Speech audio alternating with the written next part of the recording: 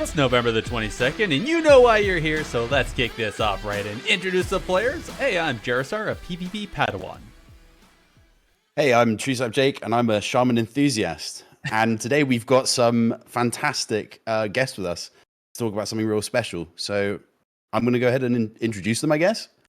Yeah, you know them better than I do. I only play like the 900 bracket, man. You're the one that plays with these expert players. I try to. Starting off today, we've got a fellow YouTube content creator, Marcus, who's a Gladiator Resto Druid main. I mean, is that even the case anymore? We're about to find out. So welcome, Marcus. How are you doing? Good. Thanks for having me on. I'm excited to talk some Evoker stuff because I feel like every time I log on, I learn something new, some weird interaction or something like that. So excited to learn some more and just talk over and see what we can find out. Yeah, hell yeah. Sounds good. And also joining us is Nethy. Is a Gladiator Warlock switched to Evoker pretty much for the Dragonflight beta, and you kind of come in crashing into the high MMR, kind of causing a bit of upset with some people, but you've been doing fantastic. So yeah, welcome, Nethy. Really happy to have you here. Yeah, thanks for having me. Our pleasure, I think. Are you going to... We hope so. Hopefully. Sorry, that came across wrong. Yeah. Well, no, I'm seriously excited. I mean, we're here. Dragonflight is just around the corner. I mean, what, 6 days from launch of Dragonflight? Evoker being that new class. You got the 2 specs. Tonight, we're just going to talk about the preservation spec. But before we actually get fully into preservation and really diving into that, I always like to talk about what we've been up to for the last 2 weeks since our last show. I'm actually going to throw it to you, Markers. I know you've been busy on socials, you've been busy on YouTube, you've been busy in game. What have you all been doing? Trying out everything, man. Trying to find what I want to do. Trying out different healers. Trying to give good feedback because Dragonflight seems a little bit such a drastic change between Shadowlands and Dragonflight. So just trying to figure out what's gonna work and how we can make the game better together.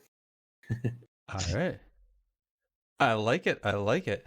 And Jake, how about you? What have you been up to? What have I been up to? I've been deep in a Wrath of the Lich King hole, I guess. I've actually recently emerged from said hole, and I've been enjoying a pre-patch. Well, I've been semi-enjoying it. It's been a bit all over the place. I think I've been really I haven't really done much of the beta as much as I wanted to, mostly because I kind of want to save my energy for when the actual expansion comes out. But I've gone on to the pre-patch at least to kind of give that a go, and I've been giving a lot of time to Elemental Shaman, a lot of time to Shadow Priest, and I've been really enjoying both of them, which is really, really positive. And I've experienced many things, many one-shots, a lot of different feelings.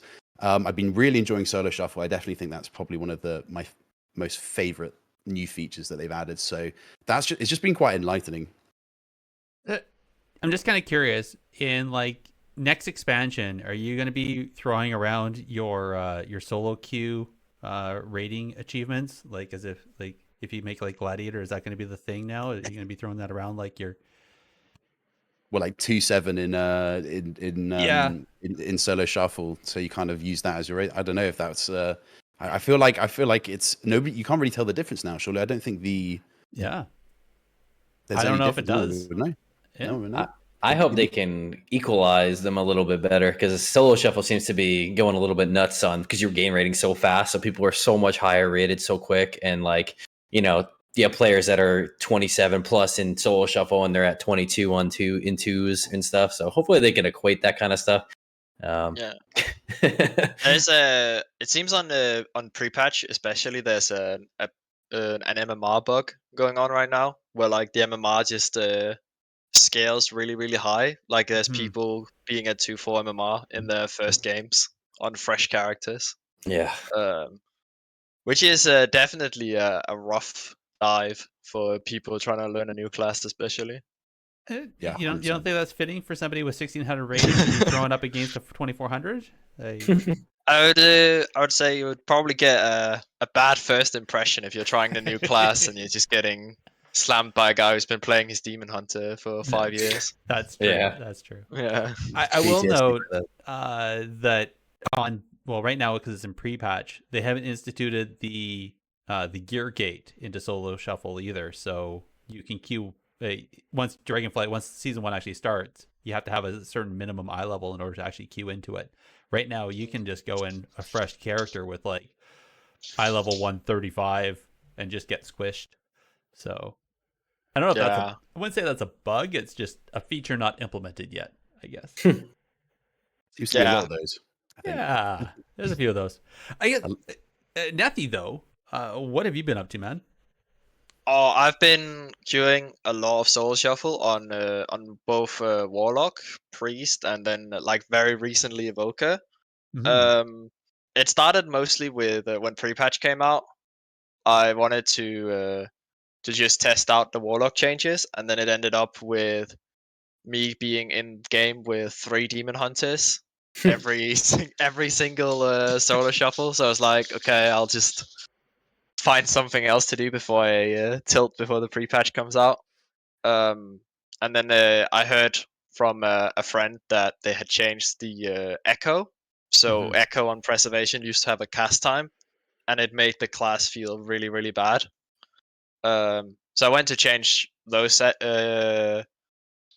out those changes, and now I have like 2,000 rounds played on between both pre-patch and beta. So I've not really played much else than Preservation since then. All right. So, do you now identify as a preservation main? I'll I'll wait and see if like on launch if I just get like the pull to go back to Warlock or how it ends up going. So waiting for nerfs then, yeah. That's Yeah. You can't Well- resist playing it at this point. It's well- so good. We'll see. We'll see after the nerfs to Preservation, because there's definitely some coming. I don't know. I don't like. Well, we'll talk about it in the news. Like, there's a round of tuning that they just did, but Evoker wasn't touched, and I thought Evoker being the hero class of Dragonflight, I'm kind of expecting it to be powerful up until like we're probably going to see season 2 before we see any actual major. You think it's nerfs to this deck. gonna? You think it's gonna be the new Demon Hunter, basically? Oh yeah, Yeah, gotta make money, man. yeah. Gotta make Which money. was it's the new. So what's this? Green is the new purple, which was the new red, because DK was the Yeah. same thing back in Wrath. Like, season 5, yeah. yeah, Yeah. like it went. I Deep feel like- into- I feel like Monk kind of got skipped on the. It's not a hero class, that's why. Oh, okay. Yeah. Yeah. it wasn't worthy. No. You just needed your orb click bot, dude, and then you were good. Then you were hero class. Yeah, true. Yeah. Yeah. It's all about how you perceive it. Yeah, that's it. Exactly. Well, I'll admit I've actually like I've logged into WoW, but I haven't really been doing much. I think I did some transmog farms and still trying to get still working on getting invincible, still running that thing on the weekly, but Yeah. that's about it really. It is definitely a kind of cooldown yeah. pre-patch. There's now they've spread it out quite a lot, the content, and and then the content there is the invasions are not like the most exciting thing. Like I could definitely understand if people don't like feel the need to quickly do like all those invasions for Mhm. what's like essentially like questing green transmog, isn't it? Yeah. Yeah. Yeah. I will say it, because I wasn't in a big rush to get into the invasions. I wish I'd actually realized how much of a experience farm they are, because just hop on a sub max level, run over to one of those invasions, especially when one of the world bosses pop up or whatever, and Yeah. you're looking at a level just sitting there, and you don't have to do much. You just like tag a target, and then everybody else does the work because there's so many other people farming. you get blues, you get the currency, and then once you get to max level, you have the currency to go and buy some 278 gear or two. I mean, it's a pretty easy farm if you're looking for that. So It's definitely made to like catch up Oh, yeah. old players returning and new Oh, yeah. players trying it out, because they had the free weekend as well recently, did. didn't they? They did. Yeah. So, question: did anybody see their friends list explode over the weekend with the free weekend for people that hadn't? No. Okay. Yeah. Me I did. neither. No, I did. I did. No. I had a guy log in the other day who I hadn't seen in 2 years, since like the end of BFA. And Wow. I whispered him, going like, "Dude, it's so good to see you." He was like, "I'm just back for the weekend, mate. I just want to play Drac Theory and see what's happening." And I was like, "Okay, so I'll see you in another 2 years then in the next expansion." I think that's one of those cases. But no, it was nice to see people and talk to people I hadn't spoken to in a long time. Okay. Yeah, I didn't see any. Like, I saw some people say that they're new or back to the game, and that like got some people onto the guild, but I didn't see anybody on my friends list. Markers, did you see anybody new in your friends list? Not that I can think of. No. Okay. Same old. All right. All your friends are just the same people that keep going and going and going. Yeah. Keep coming back. I feel like the people I have on my friends list at this point are the ones that are just hopelessly addicted to the game. Maybe that's my Yeah. problem too. Maybe that's my problem too. All right, let's move on into the next segment here. Let's get into the need, greed, and pass, and we'll find out what Jake has for us as soon as I click this. There we go. Jake, why don't you tell us what you got this week?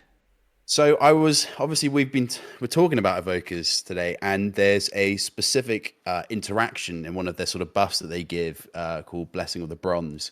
And what's really cool about it is that depending on which class you are, it gives you a sort of cooldown on a kind of a movement ability, right? And obviously some are better than others, depending on which class you are. In my opinion, the priest one is pretty average. Just taken with leap of faith. But I picked out 3 of the ones that I think were pretty cool, and I think having a sort of reduced cooldown on those would be really awesome. And the idea is that for those at home that haven't really seen us do a need greed pass before, is that you need to choose 1 to need, 1 to greed, and 1 to pass. And just to think about it either from a class perspective, from your own perspective, whatever you think suits you. So Blessing the Bronze, giving kind of lower cooldown on Fell Rush, Blink, or the Demonic Circle Teleport. Those are the 3 that I've picked out. All right. So the Demonic Circle Teleport, is that to the cooldown for putting down a teleport, or is that the cooldown for porting? I think that's porting. That's the port, yeah. Okay. Yeah. So yeah, because there's a cooldown on how often you can do that. Yeah. So I think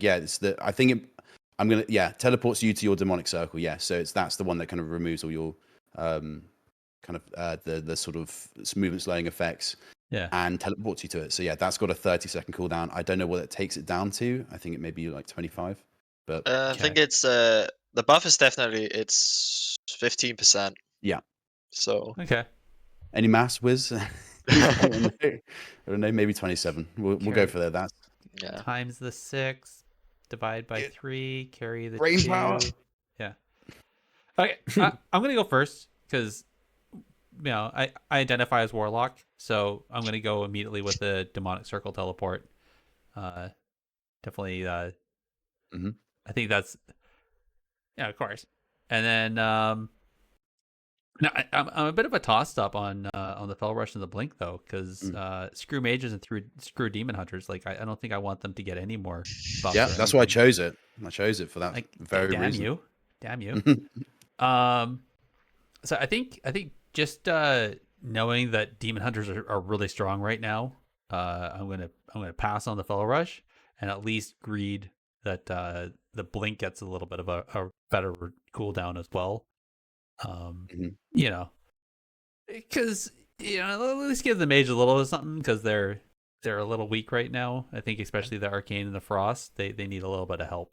So yeah, I don't know. I don't know about Arcane, but but maybe some of sorry. the others do. I guess okay, maybe I'm wrong. I know Frost needs some help. Okay, I, but I yeah. think all mage specs need help. Maybe I don't know. That's at least that's what mage players keep saying to me. So Wow.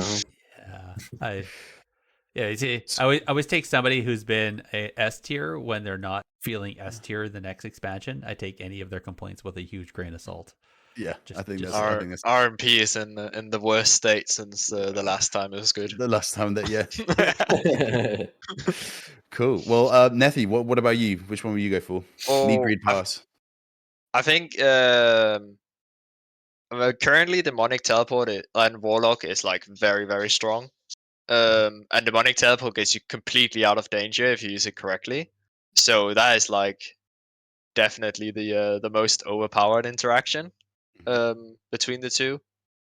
So probably pass on teleport because I think if that gets an even bigger cooldown reduction, it's gonna be ridiculous. We also have a talent that we'll get to later that like resets the cooldown on the thing that Blessing of the Bronze affects. Blink.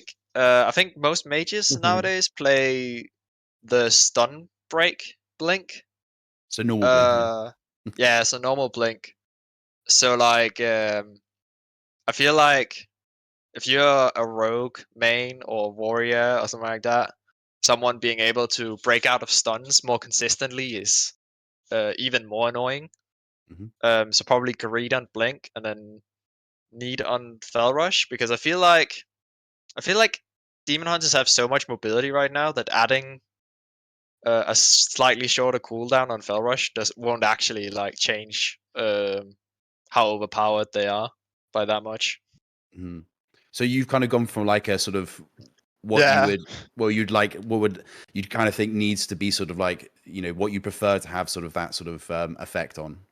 Yeah, see. I feel like if demonic circle, like the demonic circle going to a shorter cooldown is gonna be, especially with soulburn they have right now, where like if they soulburn before they teleport, they get a 5-second freedom with a 50% movement speed.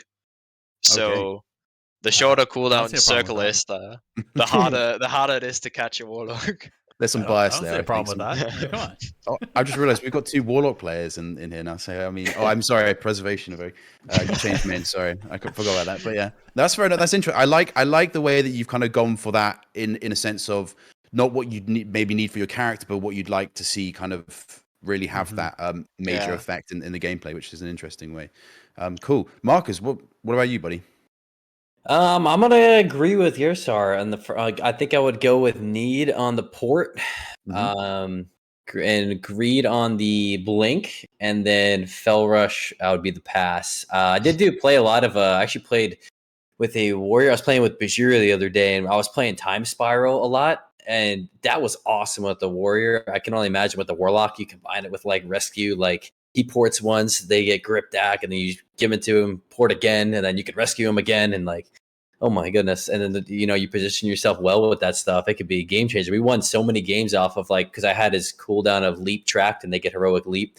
And like he was versing another evoker who was just all over the place, and he would leap to the target, the guy would hover away, and I'd give him another leap, and then he would get him, and then charge him, and then kill him. It was so satisfying. Insane. That sounds so much fun. I know the interaction with that. Unfortunately, I feel like on the beta we didn't really get to use it too well because everyone was just kind of playing solo shuffle and doing their own thing. But you coordinate that with someone. I did it when I played a lot of Shadow Priest 2s with Evoker and being able to grip with it, and it was a blast. So I think port would probably come in clutch for those type of moments. And then blink, alternatively, kind of what Nethy was saying with the stun, being able to just get him out of all these stuns and just continue the mobility of keeping your casters safe. And then fell rush. Demon hunters, Yeah. In the bin. That's fair enough. No, that's really interesting. Obviously that's the what was the cooldown for the reset called again? It was you mentioned Time it just then. spiral. That's Time 2 spiral. minutes. Yeah, it's that's 2 sick. minutes. I didn't realize that was a thing actually until you just mentioned it, and that's really cool. Because it's because people don't have the talent points for it right now in pre-patch. I see. Yeah, that would make sense. So you'll see it a lot once it goes to live. I'm pretty sure I think because they'll definitely keep some interaction. especially when you're like on voice coordinating it, it's gonna be a very Oh very yeah. strong cooldown. Oh, yeah. I Mhm. was about to say, obviously, because Marcus, you mentioned not being able to explore as much with Bajira because obviously everyone's doing solo shuffle. Do you Yeah, think well, that? this was on retail too, because I never got a chance to one on beta because I wasn't Mm, able to do it in solo shuffle. yeah, of course, because obviously on beta everyone is just testing solo shuffle, right? Like, Yeah. I'm sure there's not that much going on in threes and twos. Hmm. Do you guys think that will pick up? Do you think people will move towards it, or do you think solo shuffle is going to see probably the majority of it? Out of curiosity.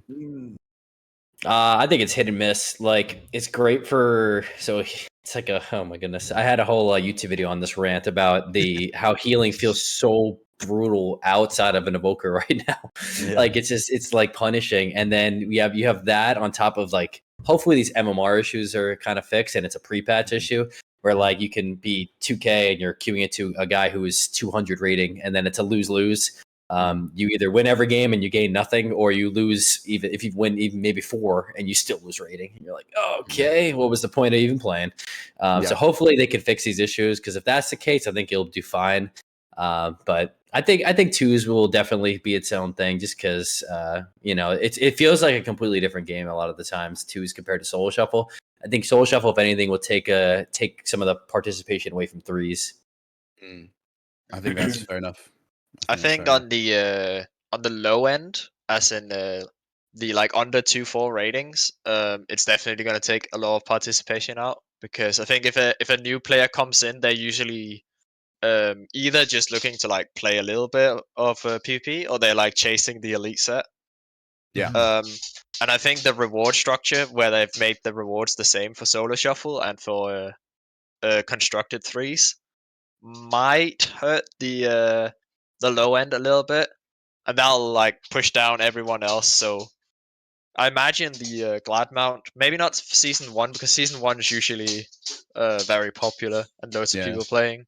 But Mhm. maybe later on it might cascade into people just playing solo shuffle instead of threes, and the only ones really pushing threes are the ones who are going for the mount uh, Yeah. Mhm.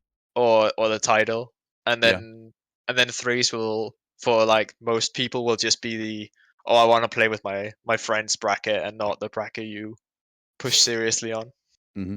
Yeah, that makes sense. I mean, I think that's pretty fair enough. I think and we've seen that in the last 2 seasons as well. Obviously, that where participation has dropped out, maybe not because of solo shuffle in general, but it's clear that if there is an attention somewhere else, maybe whether that's sort of classic or something else, like another game perhaps, we do see participation go down. So it'll be interesting. I definitely think. I mean, for content creators, this is a goldmine because people will just want. Let's talk about why there's no interaction here and interaction elsewhere.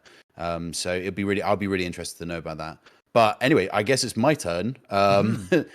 I'm going to go for something slightly different. Hmm. I'm going to go from the perspective of Shaman. I'm going to need on Blink because I feel I die most of the time in stuns. So if I could get out of a stun and have that reduced, so I can kind of line that up with a lot of big stuns, then I would be really really happy with that alongside all of my other mobility. I'm then obviously going to greed Demonic Circle teleport because it would be cool to teleport places and then kind of like lasso people or teleport knock or something like that.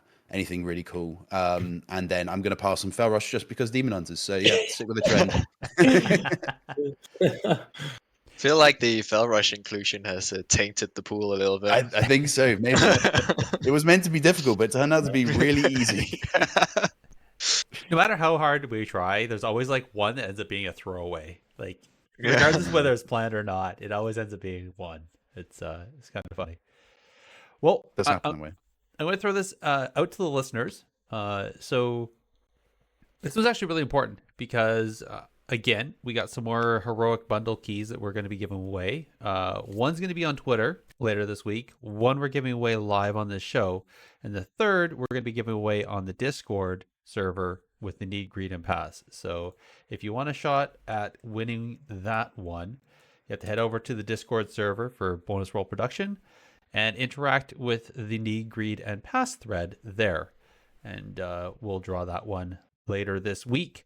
Obviously, before Dragonflight launches, because that would we don't want to make you wait until after that. That would just be wrong. But in the meantime, let's get into the WoW PvP events and talk about what we know is happening in the near future. Get in there and fight! Stop hiding!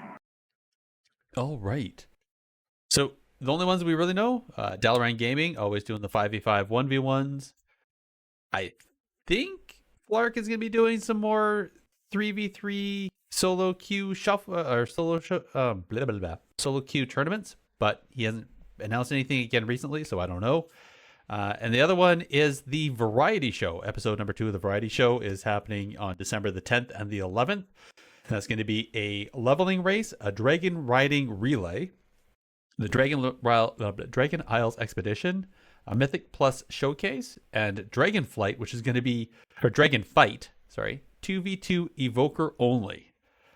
so I'm going to ask you guys, being Evoker mains now, or assumed, what do you think that, what team makeup would be best? Do you think double Devastation plus Preservation? What about double Preservation? I mean, if they allow double preservation, then definitely double preservation, because like it's the damage is like, I mean, obviously devastation does more damage than preservation, but it's honestly not far off in terms of burst.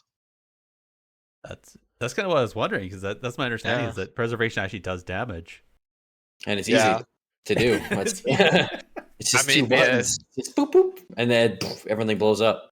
On beta, we've had to do like gentlemen's agreements of like, no one plays the damage spec, because otherwise it's just 2-second games where no one has fun. So obviously, if I don't know, I haven't checked the actual official wording on this. Is it you can be any evoker? Let's have a look. What does it say? It says this. It literally says just evokers. So I mean, obviously it says we're inviting 8 gladiators, so that's clearly predetermined. But I mean, that you're right there. They could literally be 2 preservation evokers versus 2 preservation evokers if they wanted to, because it's not specified. But that would be interesting. A real proper Dragonflight. I had a 1v1 yesterday versus me as preservation versus a devastation. I will tell you that game was awful, like terribly long, because no one, like everyone runs the immunity. Everyone was running the immunity hover thing, and no one can slow each other. They're just around the circles the whole time, and you can't get a cast off. So hopefully it'll end in time. Let's say that.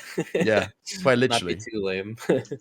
Do you think? I mean, that's an interesting thing. Like, to say, like, do you think with haste that would maybe not be like so much of an issue? Because I know at the start of expansions, haste tends to be quite low. Just obviously because in terms of gearing and everything. I definitely felt that at the beginning of Shadowlands. Do you think there will be, if you got like, maybe that would change if you had a bit more haste, or if you were? I know obviously you stack mastery with Evoker, but do you think if you like, I don't know, had a bit more like sort of extra haste lying around, do you think that'd be easier, or whether maybe something might change in that regard? In terms of catching people, or well, like just casting on people, like, because it's easy to kind of move away and kite. Do you think people will have that if they have less cooldown reduction? Less global cooldowns. That's very hard to tell, actually. Yeah. Maybe a question for another time then. Yeah. Well, the problem is that the tier sets have no haste. There's only one piece, I think, with haste, if you even wanted to go haste. Because once you run tier, it's literally, I think 3 out of the 5 pieces are crit mastery, I want to say. And one of them there's only one with verse, and it's like the low end verse. So it's like you don't really get that. I hope they have eventually changed things like that, because you're kind of pigeonholed into certain stats. So with the tier sets, is that PvP tier sets? They're all the same stats regardless. They're all the same stats regardless. Oh. Yeah, it's like in season 4 with the creation catalyst. That's how you're gonna make the PvP tier set. Got it. Yeah. I mean, that's a shame, because I saw that there were different classes that had different amounts of versatility. Yeah. Which is a bit of a shame. Hopefully, maybe that gets fixed. I mean, maybe if enough people talk about it, maybe if Zico or Venruki talk about it on Twitter, maybe they'll change their minds. What are you guns. I talking feel- about? We get influence. We got influence, Yeah. right? We're influencing Zico and Venruki to tweet, please. But it's I feel interesting. like for Evoker specifically, it probably doesn't matter that much that you don't have that much verse in your gear because our mastery is like very overtuned. Yeah, So for sure. so you'll just, as long as you have enough verse from like your other gear that you don't die in a stun, you should be able to just top yourself the second you get out of the stun. Yeah.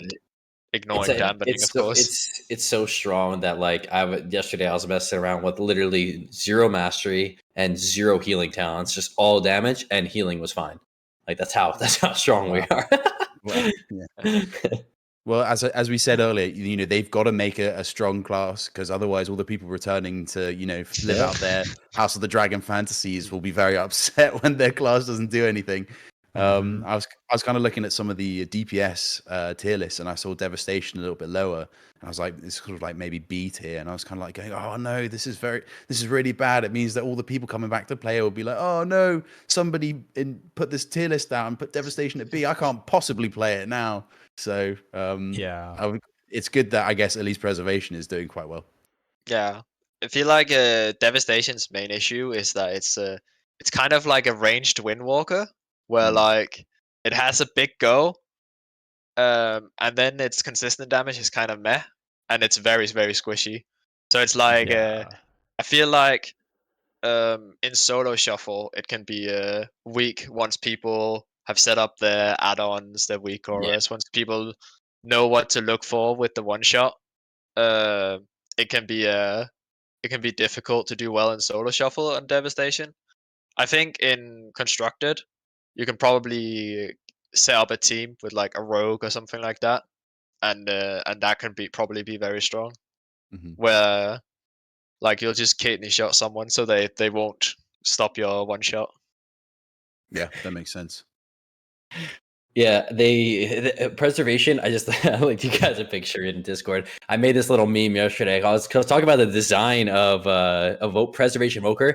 They crushed it on like combining the best of every healer into one. Made a little Megazord Power Ranger and put all the legs as the other healers because they everything that you can think of that like they have the hots of a Wrestle Druid, they have the damage of a Disc Priest, they have like the mobility of a Mistweaver, and like they have everything, and it feels like just such a complete class. And then on the point of devastation, it's like preservation has like 90% of what devastation has plus the healing, so it feels just amazing. Devastation, like Nethy was saying, it's like it has its strengths, but I think the strengths are going to be diminished as people start tracking things and seeing how, because it's pretty not one dimensional, but not as like diverse as like a preservation and so many different things you can do with it. Like more scripted in a way. Yeah. It's makes sense. it's a bit cheesy. Yeah. Definitely a bit cheesy. I was just, as you guys were talking about that, I was thinking like, obviously if preservation is so strong and devastation might work well with a rogue, you could have the comp which would be rogue Evoker, which I think is hilarious. So I mean, if anyone's out there doing pre-made threes, please play and go to town and one shots with people. Oops, sorry, I had a little sounder go on there. I just bring up if anybody's on stream. There's the there's the Megazord. Oh, did you put it on the stream? I did put it on the stream. Oh, mine is a little bit behind. I'm a little slow as well. So let's hope they can bring other healers up to par with this kind of thing. Because like I would love in a world that Evoker did not need to get nerfed, but it's just like on top of the tuning and the design is so like broad and the tuning is high, so it's just amazing. So I think if they could bring up other healers to that level, and people had talked about the issue of people not wanting to heal and solo shuffle queues being long, and people like all these DPS mains are like, I need a healer alt now because I can't play the game because I'm sitting in these queues. And hopefully, if they bring other healers up like that, it could make everyone have more fun. But that's what we've been saying for ages about any sort of like nerf or patching is instead of sort of bringing something down, bring the others up so that everything feels as amazing as the classes are. Sort of like people playing Holy in the sort of latter parts of Shadowlands and kind of bringing everything else up to that level would have been great. And probably the same, I guess, for Dragonflight going forward. It'd be nice to have, Resto Druids feeling amazing to play, Priest feeling amazing. I know our Shaman's at near the bottom at the minute. Although I got one shot by one today, so we won't talk about that. But damage is great, but maybe not the healing. It would be nice to see that. For sure. I think specifically with Evoker, I think if you bring every healer's damage up to Evoker's level, you're gonna get some wild solo shuffle games where like your Evoker will do more damage than, or your Resto Druid will do more damage than your Arcane Mage, and I think it'll reduce the impact quite dramatically that DPS players have. And that's why I think at least the damage nerf is definitely, or if not a damage nerf, at least to the damage talents. I could very much predict a nerf coming in. Because right now, for context, people have around 380k HP if they're not a warlock or something else with like loads of stamina. And Living Flame can crit for up to 170k, and if you play some like a high verse thing, you can probably get it to hit even harder. And Fire Breath can do similar numbers, along with an honor talent we have that makes Fire Breath like purge for magic effects.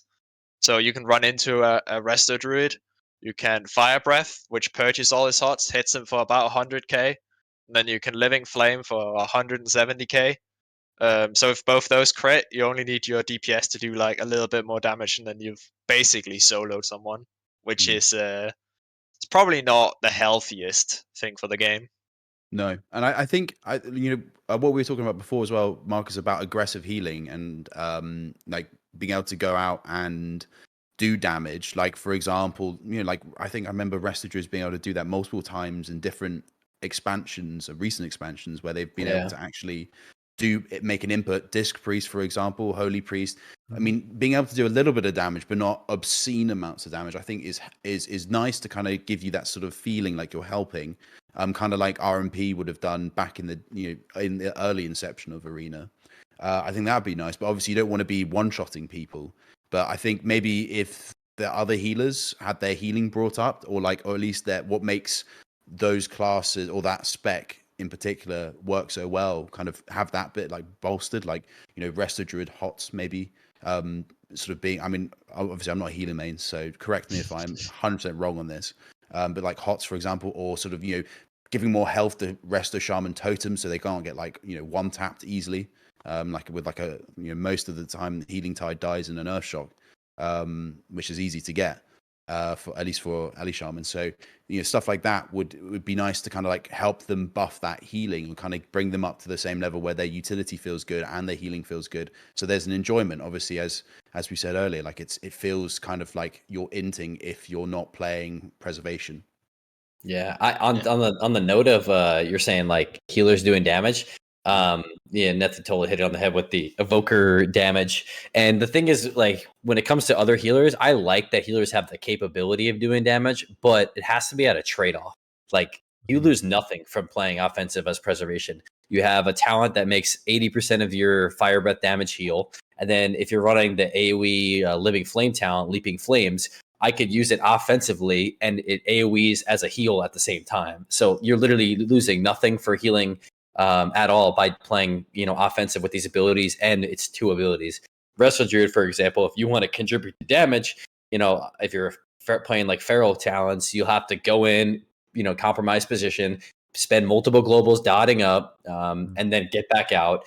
Shaman has to cast multiple global. Well, Shaman's a little bit better now because they have like lasso and stuff, but a lot of times you have to sacrifice healing for damage, and yeah, that's what preservation doesn't have to do. And that's why, on top of it being really strong, it's really easily designed. And once people catch on to how easy it is to do damage, it's gonna be pretty rough. I'm not gonna lie. I think because damage is gonna be, because once you get those tier set and instant Living Flame procs, and then people realize that healing is so strong, you don't even need to use a Living Flame for healing half the time. You're just throwing those for damage all day, and it's a rough life for other healers. I feel like the now I don't feel so bad that your tier set is a little bit weaker on the stats. Not gonna lie. Yeah, no, fair. the He needs versatility. I feel Fair like enough. a way they could very easily fix it is we have a few disintegrate talents, and disintegrate is the really high damage like beam you do if you were devastation. As preservation, it does no damage. It's like never worth pressing, and it costs the same resource that you use for echo, which is like your bread and butter for like how the entire spec flows. I think if you pulled damage out of Living Flame and Fire Breath and into Disintegrate, because then you get the trade off that Yeah, I Marcus like that. is referencing to, where like you are losing healing because you're spending your like healing resource, which basically like our equivalent of DK runes on doing damage. I feel like if Disintegrate did like a lot of damage, and then you pulled damage out of like spammable one global instant casts. Yeah. Hits you for 100k plus. Because like it's easy to find a global to do an instant cast Living Flame and do like a bit more pressure. It's different to do like a channel that also costs resources that you use on like your primary heal. I feel like that's like the obvious solution to like let evokers have this identity of being able to push out a lot of damage, but give it like an obvious trade-off. As much as that sounds nice, I fear that we're too close to the launch that we won't see that for a It's while. probably a 10.1 change. Blizzard, if you're listening, you know, maybe privately message these boys on Twitter and get some feedback. See if you can implement on a patch. But I feel like we've kind of reached a nice point here, Gareth. Maybe if we should we go on to the subject of analysis? I thought we were already in there. I stopped. Are we? Well, I guess we already are technically. All right, here let me click the button. Oh, wait, what's that? I'm gonna light you up, sweet cheeks. Okay, there you go. I pushed the button. Amazing. We're there, guys. You feel free to talk about preservation evokers now. You have our full. Oh, okay, we're getting into preservation evokers now. Yeah, there we go. Because we weren't there before. It's No. Definitely not. well, Jordan? so no, I'm just kind of curious though. You guys were mentioning some of the talents. You know, why don't we instead of doing like this as much as I like free flow conversations, let's get specific here. What talents are the important ones? Because there's so many talents to choose from, and I'm seeing. I mean, really, I'm seeing so many different evokers running so many different builds. There's not one build for the evoker preservation. It seems like, you know, I think even between yourselves, you know, Nethy and Marcus, you guys run different builds depending on, and it depends on how you want to play and how much damage you want to do, like you said, versus if you want to do like a damage heal spec or just a flat out more heal spec. So what are the ones that are important? What should, if I'm going to go pick up preservation, what are the ones I should be looking at and going, that makes sense, I need to make sure I have that? Markers, you first, since you're above me. So let's see. I would say big ones for me. When it comes to like, do you want to specify like class tree versus preservation tree, or? I think that's worthwhile because there's that split. All right, so I'll say out of the class tree, talents that are like that have been, you know, quote unquote mandatory that have or felt really good. Probably tip the scales, which is you know, like your NS or an instant empower ability that you can use offensively or defensively. And personally, I could not imagine a world where I did not play almost all of these hover talents. Like there's a talent that increases the speed, that gives you 2 charges, that gives you 4 seconds longer. And having the extra, all that hover stuff, and that makes your class what it is, the mobility class that it is, really strong. And then I would say renewing blaze as well. It's another ability that all evokers get that, you know, converts all the damage you take over 8 seconds and just heals for 100% of it over 8 seconds. I think that's the exact numbers on it. So it's like an incredible, like if you, I think the biggest I've had on beta that I remember was over 400k healing in that one ability because I got bursted so hard in those 8 seconds. So I was able to heal it entirely back. It's a short cooldown, especially if you spec into it. It's only a 1 minute cooldown, so as long as you press it before you hit. And then the last one I would say is probably the rescue and twin guardian, which are like the one that pairs with it. So like when you use rescue, which is where you move your partner, which is absolutely incredible ability, so fun too. Really props to them for making this. And then you pair that with twin guardian, which is the talent below it. And when you do it, it gives you a 30% shield on both you and the person. This was like, I'm so happy they did this, because what was happening, if you didn't run this, is you could pick the person up and move them like in an emergency situation, and they would die in the process of moving. So this prevented you. And like, oh, there's a dead body. So we were able to like carry them to a safe place and then give you a few seconds to, top them off and stuff like that. So that's my number one ability is rescue for sure. But I think some of those other abilities are, I don't think you could even play. Like the class would just not feel like the class without them. Yeah, I think there's a lot of parts to the talent trees that always have that, where it's like the parts that make the class are part of the tree instead of default stuff. Nethy, how about you though? Is there anything different than what Marker said? Is there anything else that you see as important? See, that's the thing, and I think at like level 70 in both trees, you feel you're gonna feel incredibly like talent point starved, because there are so many good talents. The other ones is we have to talent in to get our kick. We can get we can get a really really long range route, which is insane against demon hunters or for knocking rogues out of stealth. There's also recall, which is, so we have a deep breath ability, and then we have a healing version of it as well called Dreamflight. And what it does is 3 seconds after you land, so you can fly like 50 yards in one direction, land there, and then if the demon hunter catches up to you within 3 seconds, you click your button again and you teleport back to where you started.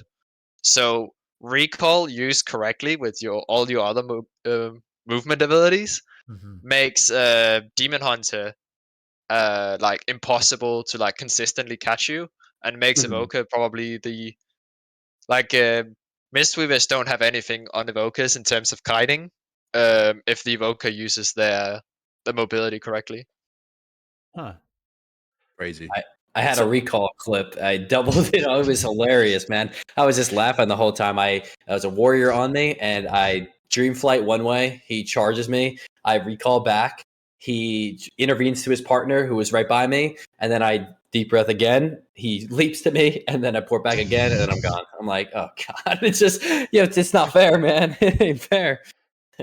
So where is recall on the talents? I'm just looking at them now, just to have a little look. It is in the, that'll be the 4th row, second to the left.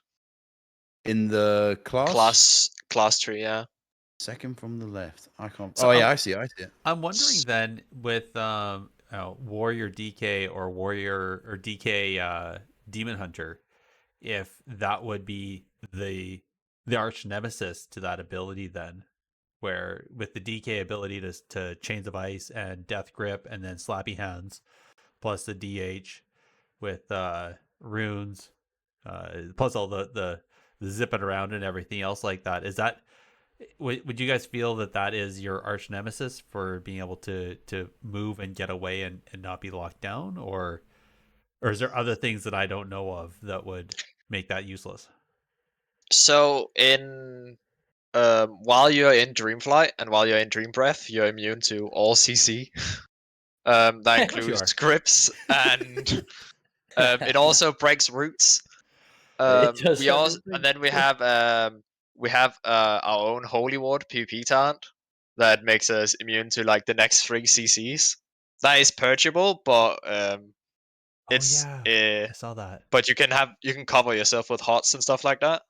Okay. And then we have another honor talent that makes us unable to be slowed while we're using hover. So I would say the only ones that like really catch a preservation evoker is like people stunning primarily. It does feel like if you get caught in a stun and you don't have a CD or a trinket ready, you can die very very quickly. But if you're not getting stunned, it seems very unrealistic for even a DK to lock you down. Wow. It seems nuts. It is. The only interaction that I thought that it was comical the first time I saw it was on the note of about like slappy hands is if you rescue somebody, so you use that ability where you pull somebody. So let's say they're getting attacked, the DK's on top of them with the slappy hands, and you go to rescue them away. You'll pull them away, but then you'll get stuck in there, so then you don't get pulled back too. So that was the only funny interaction because like, oh right, well we swap positions. But outside of that, like he was saying, like there's nothing that stops you. Like even if all of that stuff fails, like all the recalls and the dream flights, you have 2 hovers that have a freedom. You can rescue, you can verdant embrace, which also leaps you to somebody. It's just the only time that you really feel scared is in a stun with no Emerald Communion, which is usable while stunned, or Trinket. If you have one of those two, you're never scared. Wow. I was just thinking as well, with oh no, it's just literally just gone out of my head just then. I literally had a point that I wanted to talk about and it just literally just went out of my head. Never mind, come back to me. I'll remember it.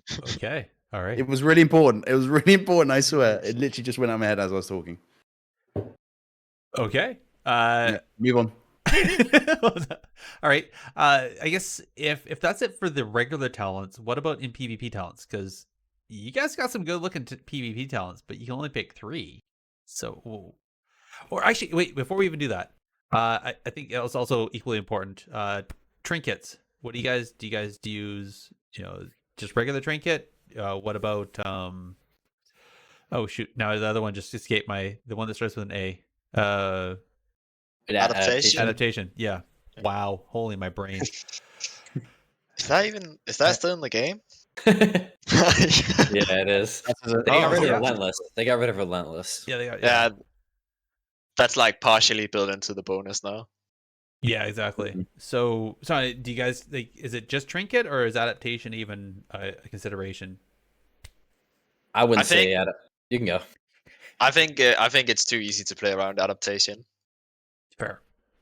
It's I think adaptation's really really bad. In theory, if you're like completely new to the game, playing at very low rating, adaptation might be good, as in like a way to play where you don't have to think about your trinket, so you can focus on learning to play the class. I think that's the only like role adaptation has right now, outside of like really really niche ones. I know some people use them in hunter matchups in Shadowlands, but then people would usually play orc or human along with it. So maybe like adaptation human might find like a niche use, but we are stuck being Dragfear, so I would not see adaptation getting any use. Yeah, human evoker went.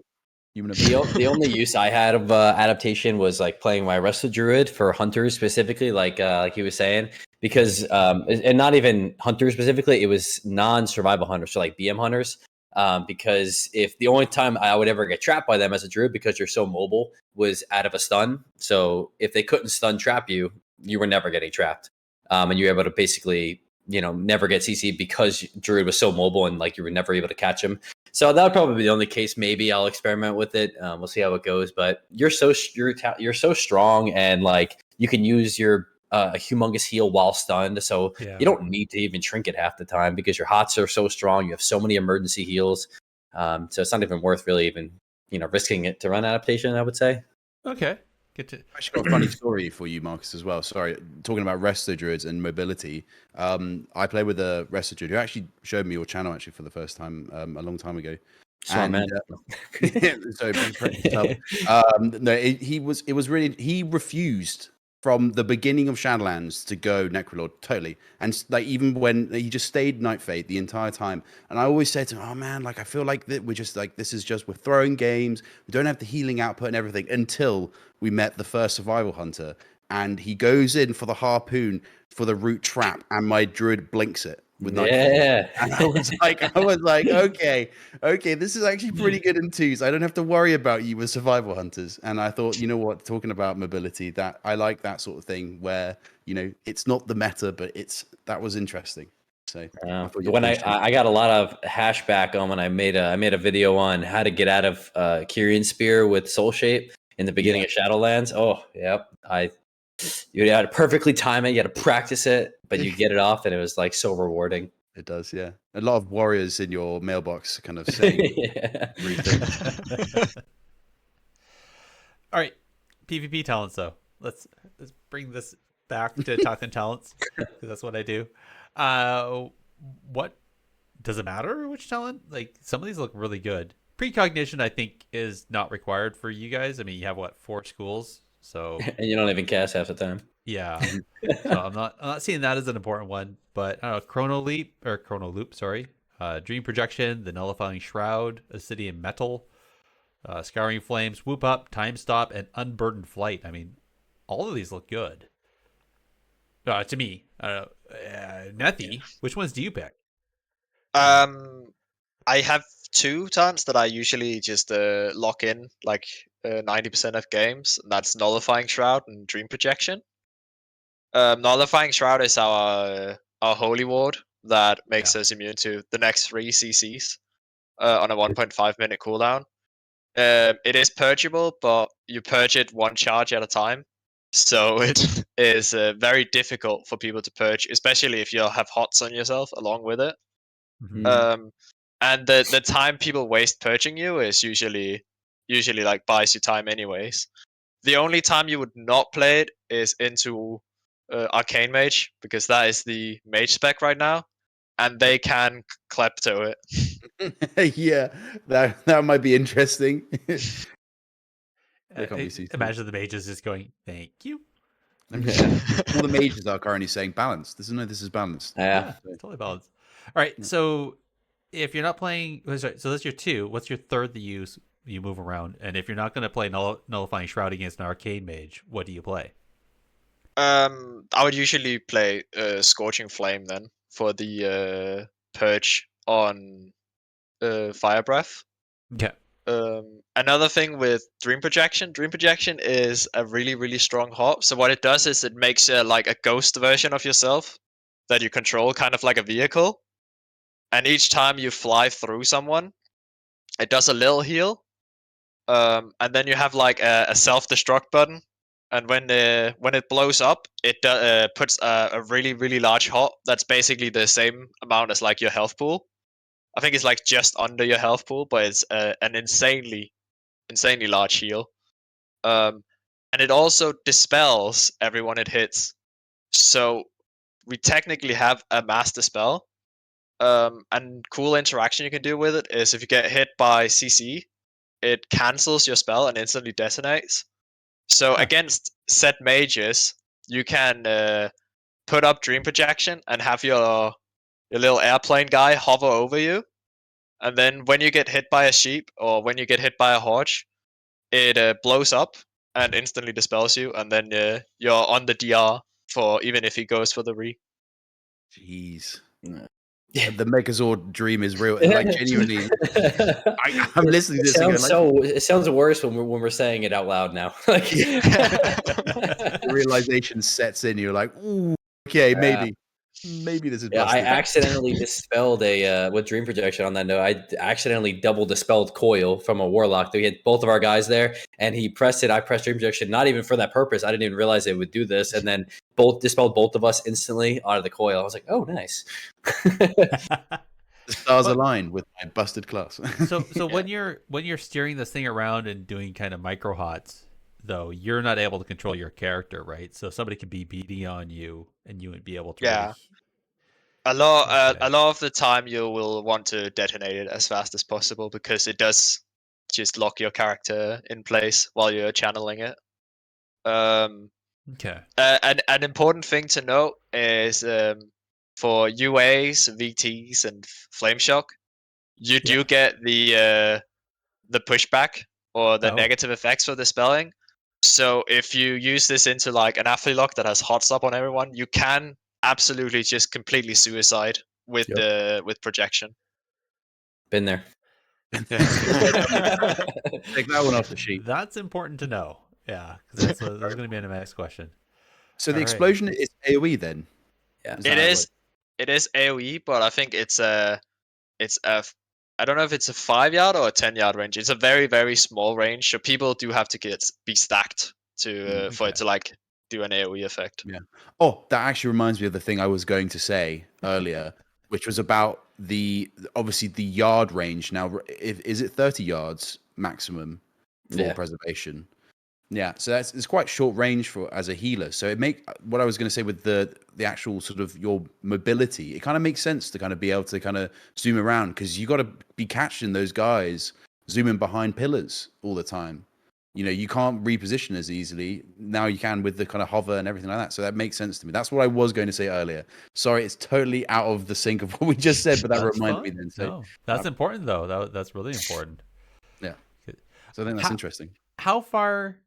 Because I'm thinking like, okay, so in the Grand Arena being medium sized, smallish, you could probably get most of the map with that, right?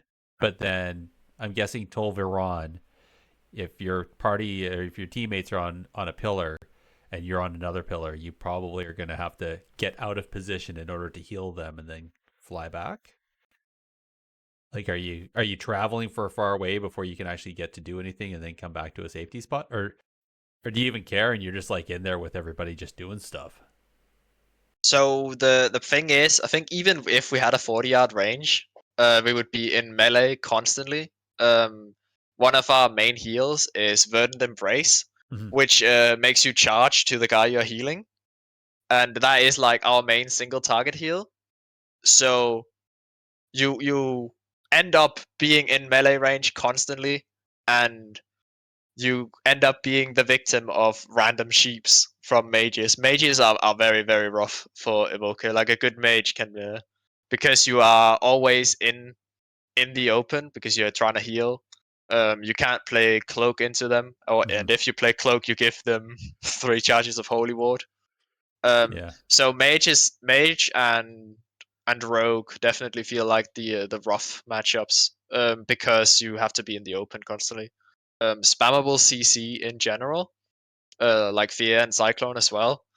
You are very susceptible to just getting CC'd, because your position. It's very difficult to outrange a lot of that CC. Good to know. Huh. It's interesting. Yeah, a lot of people ask me what's the counter healer. I don't know if there is one, but if there's one, I always go through Druid.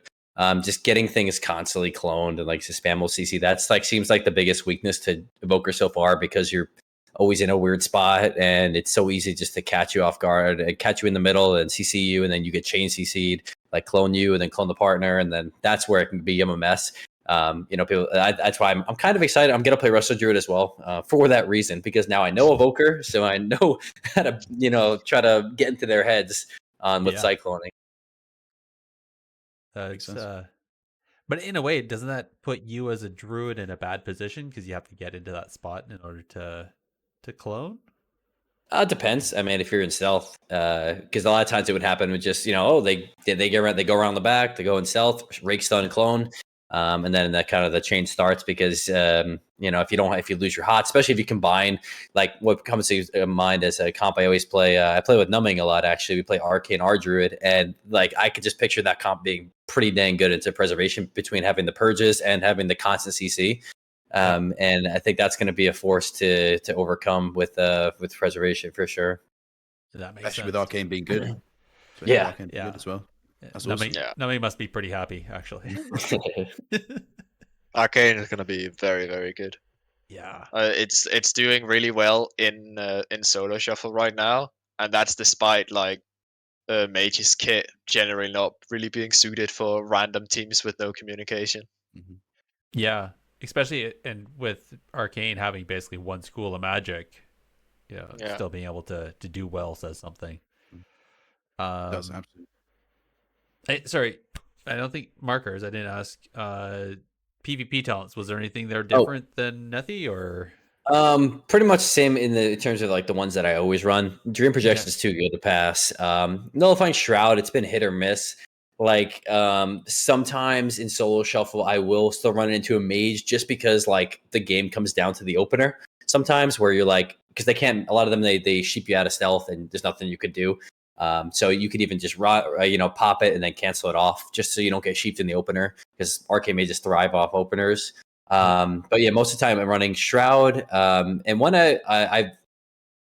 I'm hoping we get the wall back sooner than later. So if you're familiar with the wall that we lost, dude, I made so many fun plays playing that. Like I would play swoop up and the wall, so you could stun something. Your teammate would stun something. I would swoop up, pull it behind the pillar, and then lock the door with the wall.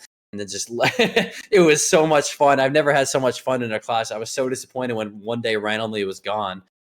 So once that comes back, that's gonna be one of my almost always pick. The amount of kill you can literally use it like a smoke bomb. It's so freaking good. And on top of it doing damage and potentially stunning if you spec into it. Outside of that, Unburdened Flight, really good against DKs and unfortunately Demon Hunters with their Soul Rend spec. That just it's like a constant 900% uptime slow. And then lastly, I've been playing a lot with Chrono Loop just for fun, and it's been really cool. Coming from like a druid perspective, it's anytime I would think of offensively cloning something low, that's where I would Chrono Loop. So like if we do a big go into an Evoker, for example, and he pops Emerald Communion, which is a huge heal while you're stunned, I would immediately Chrono Loop it so that he gets kind of dropped back down. If he resets his health back. I use it for kiting. So like DHs, if I just want another extra thing to help me kite, I'll bring him behind a pillar, Chrono Loop him, and then hover away. And then at the end of the Chrono Loop, he'll get ported back. So it's like you can use it to kite. And then, even works into Resto Druid Trank. Like if, from, my perspective as a Druid, sometimes I'll get really low. I'll Trinket Trank as like an emergency panic heal. And you can Chrono Loop them even though they're immune to it. And they'll health will go right back down. And then what you do is you just time. If you're once your teammates get used to this, you time. So I would like time a Fire Breath, like looking at the timer ticking down on a Chrono Loop and line up the Fire Breath. The second they get ported back, pop them with it. Oh, it's so satisfying. But it's a for fun one. I don't know. We'll see what the limits you can kind of do on it. But it is dispellable. I think a lot of people just don't know about it yet. So yeah, we'll see. Let's see how it catches on. That was my question. I foresee a weak aura soon. Yeah, it's like a mind games weak aura. That's what I'm thinking. Just dispel, and then they'll dispel it. What's the timing on it? Is there like a 5 seconds? 5 seconds. Okay, so is that if hopefully most people will probably be able to get in line of their healer for a dispel, but could be I can see that being a nice niche thing to play. 100%. Amazing against alter time too. Right before alter time comes back, you just pop that, and then they get altered back, and then they come right back. That's insane, actually. That's insane. The alter time counter. Wow. Yeah. It's 5D chess. That's what it is. That's yeah. My brain is just wow. Yeah. Yeah. We have a lot of talents that seem good on paper, but probably won't be in practice. Another one is Time Stop, which is basically like a friendly cyclone, which sometimes is really good if you can if a Windwalker stuns your team and you can time stop the kill target, and he's immune to damage for those 3 to 4 seconds that you keep it up.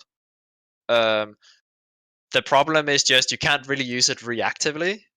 Because if you time stop someone at low HP, you know how when on Shadowlands the priest gets killed and everyone just stands around the spirit and waits for him to rest so they can just instantly kill him again. Yeah. People basically do that with time stop. So it's it doesn't really in practice do much. Another thing was I think we brushed over precognition very quickly earlier. Yeah. There is one interaction with precognition, and that's for literally everyone who has access to that talent. The demo lock Felguard stun is an interrupt and a stun built into one.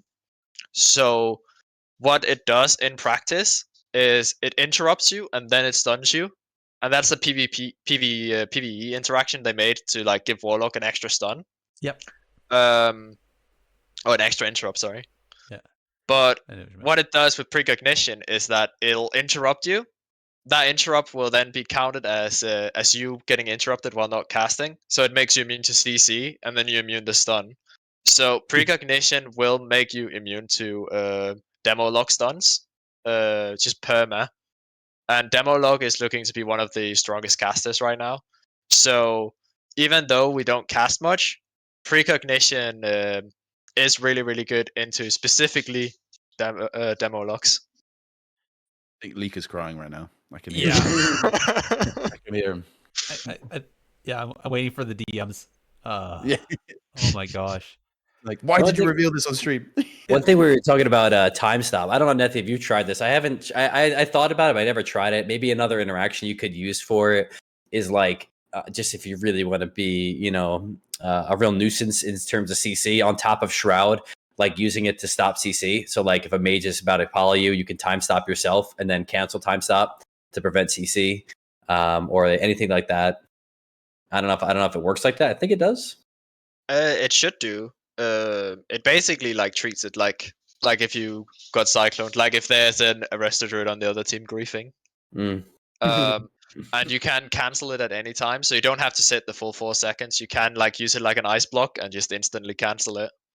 Is that on the person that has time stop on them? So like, let's say you put it on No, your. it's They the have to it's the cancel it. caster. It's the caster.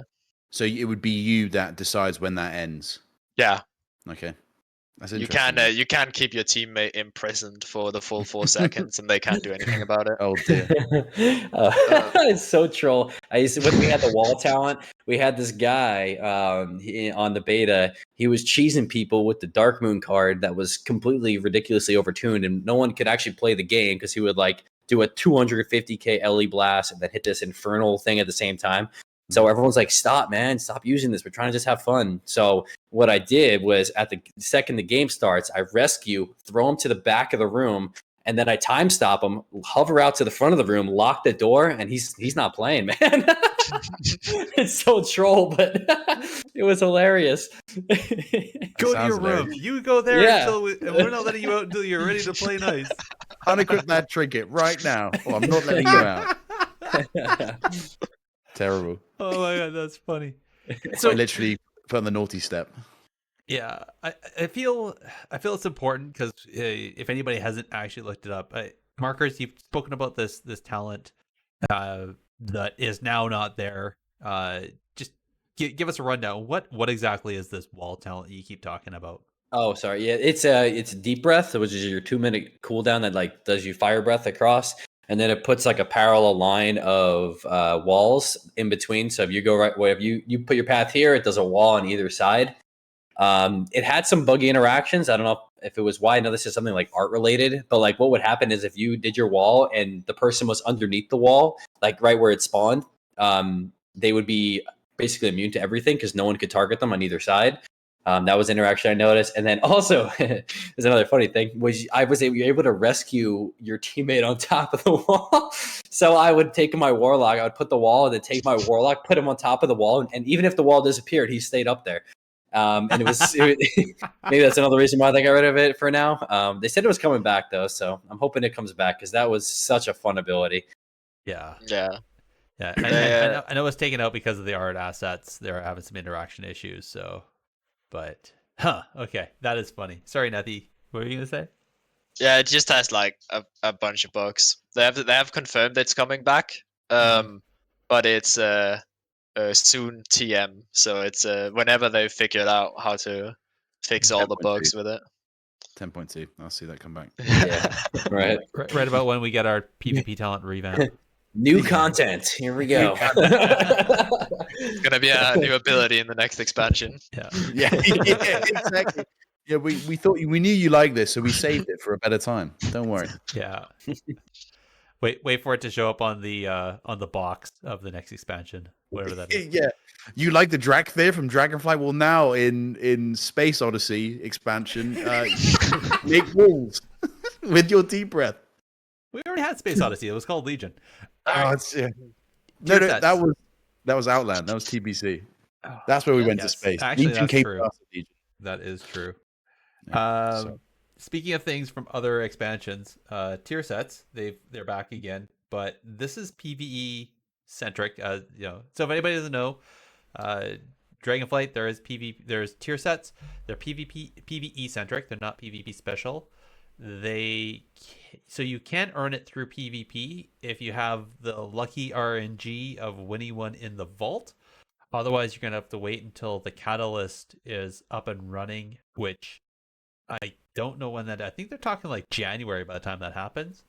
So it's gonna I be. think it's 4 weeks into the season, which is quite long. Is it for? Yeah, okay. So season one's supposed to start, I think, the week of the 12th. So Yeah. so that'll be it'll be January. So okay. But in that, I got the feeling that tier set was important for evoker for preservation of evokers. Are you looking for just the 2 set where you get the so you empower your spells to increase a reversion's chance to critically heal by 25%, or the 4-piece where reversion healing has a chance to cause your next living flame to instant cast and deal 20% increased healing or damage, stacking 2 times. So that's up to 40% if you stack it. That sounds that sounds pretty good. Yeah, I was like, you could just read it and tell what you're gonna probably do. Yeah. Yeah. So just 2-piece then? There is the 2-piece is not bad. Reversion has an interaction where every time it crits, it adds duration onto itself, and reversion is our main hot. So reversion critting a bunch is not bad at all. So even if you theoretically a few weeks into the season only have 2-piece, that's definitely still worth running. There was a lot of people early on in it's not early on, it's like a few weeks ago. There's a lot of people who are trying out crit builds specifically to have that interaction with reversion and just have the hots extend forever. Crit is really bad, but like the interaction is there, so it's not completely worthless. And it definitely it gives extra duration over the like the course of a match, and you can see it on like how often you have to refresh from like pre-patch right now and when you have the tier set. Okay. Yeah, I tried playing without the tier set just for verse sake, and it's just not worth it. You get those procs because you can echo for your reversion, so you could have potentially you could probably keep up 5 at a time even, and like all those ticking, you're just constantly getting these procs, and they can stack 2 times. So even if you don't use one, you might get a second one, and then you could throw 2 in a row off. It's unfortunately too good to pass. Interesting. So you're saying crit's bad as a preservation spec? I would say our stats are surprisingly close. Like I don't think anyone will go down crying if they get a little bit of crit. But I would say it is the weakest stat. Interesting, because looking at the conquest gear, if I map this out right, it's basically you have a choice of haste, or either one piece is haste and another piece is crit or mastery. But it seems like you seem to be stuck to either having a haste build or like some weird balance there. Like I don't know. It seems weird. I don't know. The stat weighting seems really weird on the conquest. I just don't understand why they can't just do it where you have PvP gear that has Versa on, right? As everyone is thinking who's listening, and obviously everyone here and on the actual podcast itself, it just makes sense to have the 2 for the PvPers and the PvEers, and or let us sort of make our own stat weights. Like we should have the technology for that. I mean, obviously I'm not a dev, and I'm not gonna try go around and say I know how coding works, because I don't. But it just makes sense for them to have just put that in, and I hope maybe Blizzard turn around and do decide to do something for us, because it just makes sense, Yeah, it kind of sucks that you have to take all these talents, and like Leather, for example, gets an enormous amount of verse. And like on my Wrestle Druid on the beta, I was running just 2 set, and even just running 2 set, both of those pieces are verse heavy with haste off stat. So you're getting exactly what you want even in your 2 set. And like Evoker is just kind of, you have to run crit mastery pretty much all your pieces. Yeah. Just to throw in something on crit, I actually love playing crit on all of my healers for the sake of damage. I think up like a mixture, because there's so much crit on the tier set. I'll probably, for like a more healing sustain build, I might run even more haste just to kind of give yourself a little bit of a balance, because haste does have some nice interactions for Evoker, because you can like, it helps with CDR on like reversion and Burn Embrace. I don't know if you guys know, I found this out way too late. I found this out like probably a few months back. But if you look on your spell book, if the cooldown is in green font, it's affected by haste. I had no idea because I never run haste. So I'm like, Shut the front what do you door. mean? Yeah. If you like, you'll hover over an ability, like for Priest, for example. I found this out when I was on Priest. So like Shadow or Death, it's green text. So the cooldown is reduced by haste. So yeah, so Verdant Embrace and Reversion, which are your two main heals, are affected by haste. So in turn, haste actually becomes pretty good.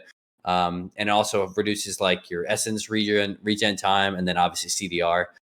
So haste definitely isn't bad. I've been playing crit simply because of the living flame damage being extremely overtuned. And if you happen to get a you do your tip the scales NS fire breath into instant living flame, if everything crits, you just win the game. That's just it. Like, and and that could just win games just like that. So I think for my twos build, I'm probably going to be playing crit, and then for probably threes and solo, probably going a little more haste in terms of the off pieces, because we're kind of, but you'll have quite a bit of mastery on the main pieces, and kind of go from there. If I need more healing, I run more mastery. If I don't need healing, I'll run more haste.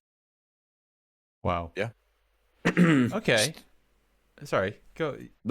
I was just gonna say like that.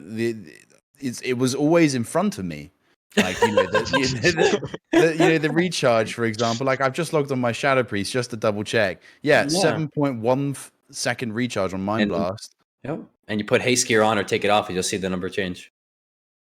Mental. Okay. You learn something right. new every day. That's going to be the one thing I learned today. I learned, yeah, how to read the colorization of stats on our spells. Just because there's always hard caps and soft cap. Well, always there's soft caps in how we use our abilities and that, because there's the diminishing returns. I know it's still pretty early, but are you guys expecting any soft caps to the amount of mastery or the amount of haste you're going to be using on preservation or even crit? I don't think we have any set in stone soft caps or hard caps. Like right now, as you can hear, no one really knows what is our best stat. I think the only consensus is that for healing, at least, crit is like the lowest. Yeah. Like personally, I prefer haste over mastery. Oh, But they are really close. okay. As Marcus mentioned, there's the cooldown reduction on especially Verdant Embrace, your big single target heal, where you have loads of talents that interact with it as well. So getting out more of those is really nice. And the regen on Essence, which is like our DK runes, is the spec just flows a lot better with higher haste. So I think even if mastery ends up being the best, because mastery is the best, I think like pure like PvE numbers, mastery is the highest. But in terms of like needing the heal on demand or getting the echoes out when you need them, just like having the availability for your spells in general, haste is much nicer. And we have our CC as well, which is casted, so it's also nice to have a like slightly shorter cast time on that, and along with your empowers.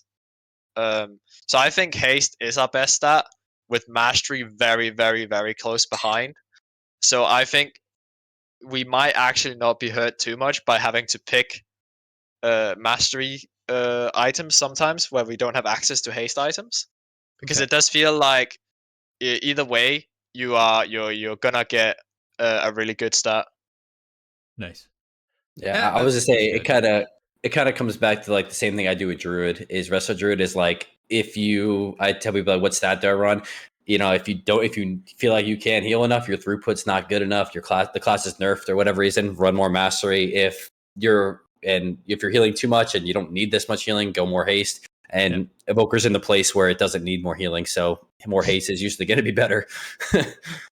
Well, I guess the other question leading up to that, because I was thinking with haste, this is me being like not researching enough. Haste, I remember when you start having enough haste on your dots and your hots, you started getting extra ticks. You get over breakpoints. Is that even a thing for preservation, or is it just on the hard cast that the haste even really matters? It does give extra ticks at certain breakpoints. Okay. I think the way they do it nowadays is like it's a bit more smart in the way where like it's not a specific haste breakpoint, because I think in old school WoW it was like if you don't get like to this haste level, then all the haste before it is completely useless because then you don't get Yeah. any value. I Yeah. think they just make him tick faster Okay. now. Along with that, we have our Dream Breath and Fire Breath, which is another haste interaction. They are considered a dot and a hot. And then what you do when you empower them is that you like compress the hot into a big initial hit. And because it's considered a hot initially that you're then compressing, haste will boost the initial hit of your Fire Breath, and it will boost the initial heal of your Dream Breath. Well, that's a neat interaction. That's oh my! No wonder people are having a hard time mathing this out. There's like Yeah. Yeah. oh, you know, I'm like just trying to, my GCSE level maths trying to come back in. From the age of 15, I'm kind of like I feel like I'm in sort of what's the meme where the X-Files kind of fucking the buttons coming all everywhere, like Yeah, graphs and stuff. That's what I I'm love feeling. that stuff. That was my favorite thing. Is like theory craft and the little numbers. I used to I had the spreadsheets on the haste breakpoints. Oh yeah, that's funny. That's the thing though. Like I think, but in general, when you've got like a new class like this, especially a new healer since monks, something I've been saying for quite a while is that we hadn't had a new healer to change up anything really in since mop, which is a very long time. It's fun to kind of like go in there and kind of crunch it and kind of be like, okay, what works best, like what to do, because you'll basically be the first person to do it anyway. So Sorry, I'm not listening to you anymore. I'm just reading chat. yeah, I'm just talking to myself. Yeah, It's been a lot of fun, especially with trying out builds. I would have like basically every evoker playing beta stream open and look what they're doing like between queues. It's a lot of fun seeing what works for other people. Because at the start I didn't run. I run like a like pseudo damage build, and then I had I can't remember the name sadly. Um, I had someone hit me for a lot of damage and still like do fine on healing. So it's like I wonder how much I can put into this DPS build and still do fine. And it turns out our healing's so good that it didn't matter that much. I think Wow. the only time like the damage build will notice that it has less healing is in dampening. And but the main thing is when you have that damage pressure in dampening, you usually win against the guy that is just standing in the back healing. Yep. Nobody needs healing and dampening. It doesn't matter when Yeah, anyway. it goes back to the damage being instant and easy, so that's why it just takes over. Yeah, 100%. Yeah. So usually right at this point we ask like, okay, is there any like BIS race? Is there any racials that you want to go for? But I'm fairly sure, and correct me if I'm wrong, I think there's only one race you can be for Yeah. for Evoker, and that's the Dragfear. So I think we'll move on from that one, don't you think, Carousel? Yeah. Thanks for pointing out that I forgot to delete that out of the show notes. I No, appreciate you. I thought it was funny. I thought it was an amusing thing to put in there. That's why I talked about it. I saw that too. I was like, oh, I should probably delete that out. Nah, we'll just skip over it. We know better. Irony. Nope. Yeah. Thanks, Nope. Jake. I got to do it. So we touched on this earlier when we mentioned about rogues, but in terms of what you'd want to play with, like ideally, like we know solo shuffle, you're going in by yourself. So what you could have in there could be anything. But if you were to do, for example, twos, is there a class that you think what would be the best twos comp really for you? So I've been playing almost exclusively twos the past week just because I never got to play it on the beta, so I wanted to play it a lot. And that's like my favorite bracket. So best ones that I've found so far, Survival Hunter was number one, I think, and Demo Lock. I'll say they're both at close. Because you don't have stuns or consistent stuns unless you're talented in that one stun as an evoker, and your healing throughput's really high. And then you also have Sleepwalk, which is a fear DR, which pairs really well with Hunter. So being able to get consistent goes, it's kind of playing like how I would play Resto Druid or Disc Priest Hunter. And on top of that, it's so easy to throw in the damage. You just like your Hunter gets a trap. You can root the kill target, throw in a Fire Breath, a Living Flame while he's bashing on him. And then you go for a Sleepwalk, and it just feels amazing. And then on top of that, with Demo Locks, kind of how like Demo Lock Mistweaver ended up being a very good comp randomly in Shadowlands because Mistweaver healing throughput's just so high, and Demo Lock damage throughput's high. Just whatever class does the most damage and healing wins, and that's what it ended up being. Surprisingly, I had my most success actually with Shadow Priest. I don't know if that's a pre-patch thing, but we were doing setups with we were doing just coordinated setups where I would sleepwalk the off target, the DPS typically, and then he would stun the healer into like a mind games go, and I would fire breath it at the same time. And we were actually able to crush a lot of teams, and because of mind games being strong, and Shadow Priest is very, very strong as well. And then we also paired it with Rescue. So another thing we would do is we would be kiting, and then I would throw him in offensively, we both throw him in. He AoE fears, and then we set up off of that. So we would throw him in, AoE fear, stun the healer, and then kill him. It was so much fun to play. So I think a lot of setup comps. I think it's going to work in literally everything to an extent. But I really enjoyed either very setup-y or just really high damage. Yeah, because I was going to ask, obviously Elemental Shaman, like your honest take in twos, Preservation Elemental Shaman. Do you think that could be OP? I'm going to give it a B tier. I'm going to give it a straight in my heart. If you had more stuns as the Evoker, I would say it better. But it's just either the healer has to have really high throughput damage, which it kind of can, but I don't know if you'll be able to keep up. Like Disc Ellie was actually really good in the end of Shadowlands, and Resto Druid was inherently good because you're constantly cycloning things. Yeah. But I don't know about Evoker Ellie. I'm gonna be questionable on that one. You don't see the sort of sleepwalk on the main, or the healer, and then the big lasso onto the DPS with all the unloaded damage from the preservation. I mean, maybe, I haven't played it personally. I don't want to knock out something I didn't try, but I'll say it's average. My guess. Yeah, fair enough. All right, Neffy, what do you think?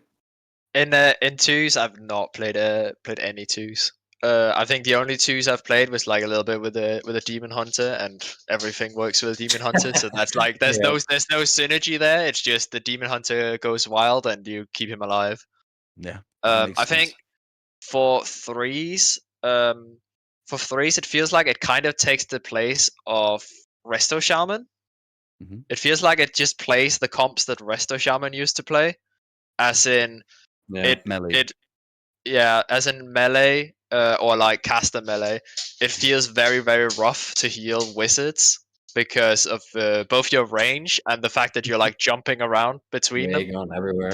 Yeah. And you have one of your big hots is a cone attack or a cone heal with the dream breath. Mm-hmm. And ideally you want to hit as many people with it as possible, but in a wizard cleave you traditionally don't want to be stacked with have your two casters stacked, so it makes your healing super inefficient. I'm sure people can make it work, but it feels very, very clunky compared to just healing standing behind a caster and then lining it up to also hit the melee, or just hitting two melee. It definitely feels like a melee cleave healer. That makes sense. When you guys were talking about it earlier, I kind of thought that in my head. It's it's got to be, it's got to be melee, sort of or maybe something, I don't know, Shadow Priest Warrior with the preservation, they could in a sort of way that sort of, it definitely can't be, as you say, wizards, the double ranged comps, but definitely melee, something along those lines, because you got to be in close, right? So that kind of makes sense, and also you don't want to be hovering from like one pillar to the other pillar to kind of figure out what's going on with your two range that are sort of like spread in a triangle formation. So yeah, I'll say the one wizard comp that will probably work, but this is probably tuning based, is shadow play, shadow priest lock, especially demo, just because like your asset, you don't have stuns like a Russell Druid, is inherently better with casters because of that reason. But because you can rescue your teammate really far away, you can root things. You can, if you can run like the Living Flame AoE talent, so you're just doing so much spread pressure on top of their damage. I think that comp will work, and both of those classes are pretty tanky themselves, and really high, really good at peeling you. So I think that comp will probably be okay, but outside of that, Wizards, definitely lacking.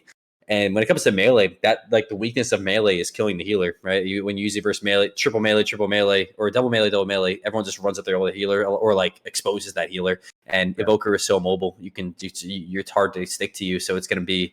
And then like you add in the damage, is like Nothing was saying, it's a cone. Whenever I play with a DK on solo shuffle, when I see him do that, the grip into the blinding sheet, you just walk in there, throw in a big fire breath or a deep breath, and you could just capitalize on all that damage. Yeah, that was awesome, that makes actually. sense. Do you have a favorite, guys? Like, is there one in like, is there like a comp you think you would sort of like want to be playing? Like, if you would like say, and this is the one comp I'm playing for season 1, what would you choose? Out of curiosity. Jungle Cleave, probably. It Ooh, that's a good pick. feels really obviously it's with like the minimal experience where you just happen to get a hunter and a feral in solo shuffle. It is very hard to test constructed trees right now, but the synergy feels really, really good, especially with survival being good, because then they are kind of the melee cleave, so it makes them easy to heal. And then you can have the hunter or the feral stun the healer into a trap, and then while they are doing all their damage and their go, you can hover up to the trap and put a little sleepwalk on, which is the different DR. It's the fear DR, so you can have like a really, really long CC chain. You can help with the damage, and you get the benefit of that you usually have of like of healing a melee cleave. Do you think you could do the thing where you pick them up and you put them on top of someone? Could you do that with the trap? So like instead of having to use other things, so you could pick them up and drop them, and then the trap goes down immediately on the healer. Do you think that would work, or is that too niche? I guess if you have like a hunter that's really bad at throwing his trap, you can pick the honor pick the honor talent and fix his mistake by pulling them onto the trap. But that's probably not ideal. Yeah, you probably don't even need it. Yeah, you probably wouldn't do, but just for like, it would be sort of like, oh no, he hasn't got harpoon up. There's no way he's going to do anything. He's not going to trap yet. Suddenly you pick up the hunter and pop him onto the healer, and he just drops the trap insta. I think especially when we get the wall talent back as well, you're gonna be a healer sitting in, and I know feral druids don't like picking up cyclone that much right now. They can pick it up, but apparently they like lose a lot of stuff by picking it up because the druid class tree is just a mess. Yep. Okay. Yep. Yeah. So what you can do is like you can cover that cyclone DR on the healer at least, and then maybe open up options for them to play something more. And then when you have the wall talent, you can go stun, trap, sleep, and then right as the sleep ends, you would make a wall between the DPS and the healer, and the healer will have to, if it's a Tolveron, the pillars are usually very close to the outer walls, so you can just cover it off and force the healer to go the long way around the pillar to get back to his DPS. Yeah, that's a lot of interactions. Dirty.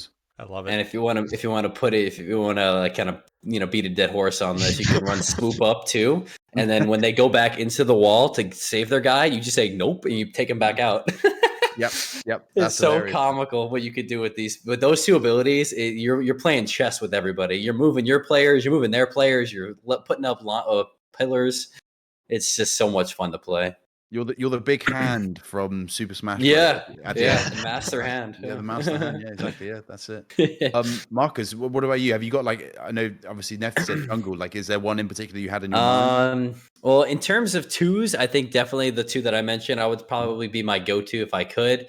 Even mage isn't that bad because you kind of have that. I like a very CC based comp.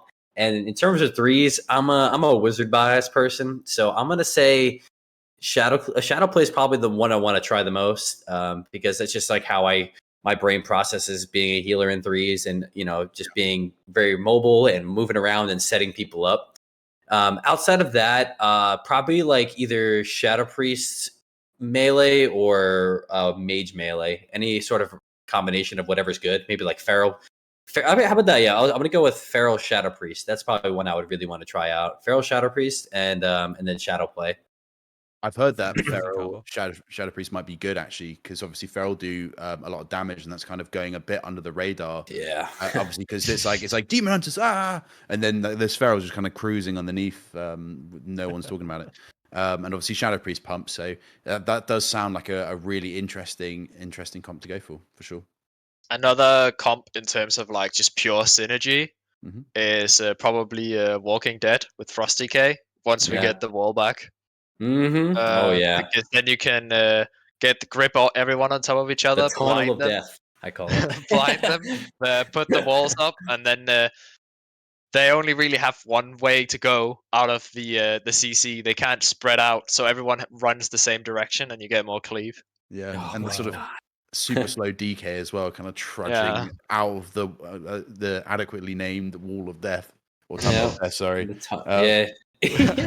And you could throw in your fire breast right in the middle, and you can't miss because Yeah. everyone's right there. And it's Exactly. just, oh my goodness, it was destructive. It'll be like the ICC dungeon where the Lich King is like chasing you down the corridor. Yeah, that's scary. I forgot about that. I'm looking forward to that. Wow. Pit of Sour. Is it Pit of Sour? No, it's Calls to uh, reflection. that's it. It was a No? reflection. No. Yeah, holds reflection. Yeah. Yeah. Yeah. Okay. Okay, quick question. We've talked a lot about Arena. What about RBGs? What about in BGs? Oh jeez, they are broken, man. There's nothing even close. Mhm. I did the play with the blues, and like the amount of throughput you can do with dream projection, dream flight, and then you can even. I was running there's a talent that makes an ability temporal anomaly, like it's a spinning like healing orb, a healing frozen orb essentially, and that applies echo, and then you can use it in interaction with Verdant Embrace that has ability called this is I feel like this I'm sorry, this is so complicated if you don't understand these what these abilities are. Fire away. And then you Verdant Embrace, and then you have an ability called Life Bind, a talent that shares healing across everybody. So you have Dream Projection now, you have Dream Flight, and then you could also throw this massive like Life Bind, so everyone is sharing the healing among everybody. And there's just not a healer that even comes close. You're also extremely mobile. You can move characters around. You might be able to throw walls. I don't think you can make a better class in terms of RBGs, healers. There are probably like 2 or 3 different RBG builds you can do as well. You can do the temporal anomaly one, which is the like frozen orb that gives you people absorbs. Yep. You can play an Emerald Blossom build as well, Yeah. which is kind of reminds a lot of like what you would run in a raid as an evoker. Makes And sense. you can also just run the damage build as well. Yeah, you don't even need it. You can also run the damage build and then be like the offensive healer that goes in with the rogue and the boomy to kill the flag carrier. Jesus. Wow. So triple Evoker, triple Preservation Evoker, And then- healers in RBGs, and and You 8 could- DHs. You could in theory play 3 preservation evokers playing 3 different builds to cover 3 different roles. Exactly. Yeah. And then all the DHs and a DH tank. So Yep. because the DH tank still does a lot of damage. I think. So if anyone that's a little experienced broken. them, Yeah. Yeah, Okay. so I always try to think like, what does preservation not have that can be covered? There's really not much. Maybe like a life cocoon type thing, but or like a revival immunity. Like, but then again, you have an AOE dispel with dream projection, so it's like, what do you not have? But The with a main revival, you the don't main- die. Yeah. Yeah. The main thing that preservation doesn't have, and you don't really notice it early game in arena, but you do notice it in dampening, and you do notice it in RPGs. We don't have an external damage reduction. We have a thing called time dilation, which is kind of like it's like our pseudo box skin. It turns the damage that like 50% of the damage and 70% of your talent into it. Turns 70% of the damage you get hit by into a dot, which is kind of like the Brewmaster stagger. Yep. The problem is that doesn't stop the damage. Like if your tank is getting hit by 5 people, then he just has like an enormous dot on him instead. Yeah. So like the hole in our defensive kit is definitely, we don't have any like flat damage reduction. It's all rewind, restores healing based on heals people based on how much damage they have taken recently, which means they would need to survive in the first place. Emerald Communion is just a really, really big heal you can use in CC. And Time Dilation only spreads out the damage. So we don't have the damage reduction that might be necessary when like several people are hitting the same target. Good to know. Still sounds really powerful though. Yeah, it is. It is still the best healer. Okay. Well, I think we've already figured out how to win, which is use the soon to return wall talent and just do damage. We know how to kill you, which is put you in a stun and then you're dead. The real big question though is the one thing you would change. So, you're sitting right in front of Ian Hazakostas, and he says, "All right, guys, one thing, only one thing only. Doesn't matter what it is, we'll make it happen." What would be the one thing you would change? Markers. I got an easy one. I'm honest with classes I play. If they're strong, I totally admit to it because I don't like playing meta. I am not a meta guy. I have this instinct of like once Evoker or Echo became instant, everyone started playing Evoker. I'm like, damn, I don't want to play Evoker anymore. That's totally. But then I play Druid, and then I'm miserable trying to heal and dampening, and I'm like, all right, I guess I have to. But I would say revert the Echo buff that they gave before. So Echo was initially 70% replication of the talent, whatever ability you use. And then this is while it was a 1.5 second cast, and then they buffed it from 70 to 105, so they made it more worthwhile using. And then they made it instant. So I think that would be an easy change to maybe kill off some of the overhealing and like the overtuned healing, because that's your Echo ability is stronger than the initial one, which doesn't really make sense. And you can do these double reversions, and then you have talents that make both those reversions increase your healing by another 20%. And it's too much. It's too much healing.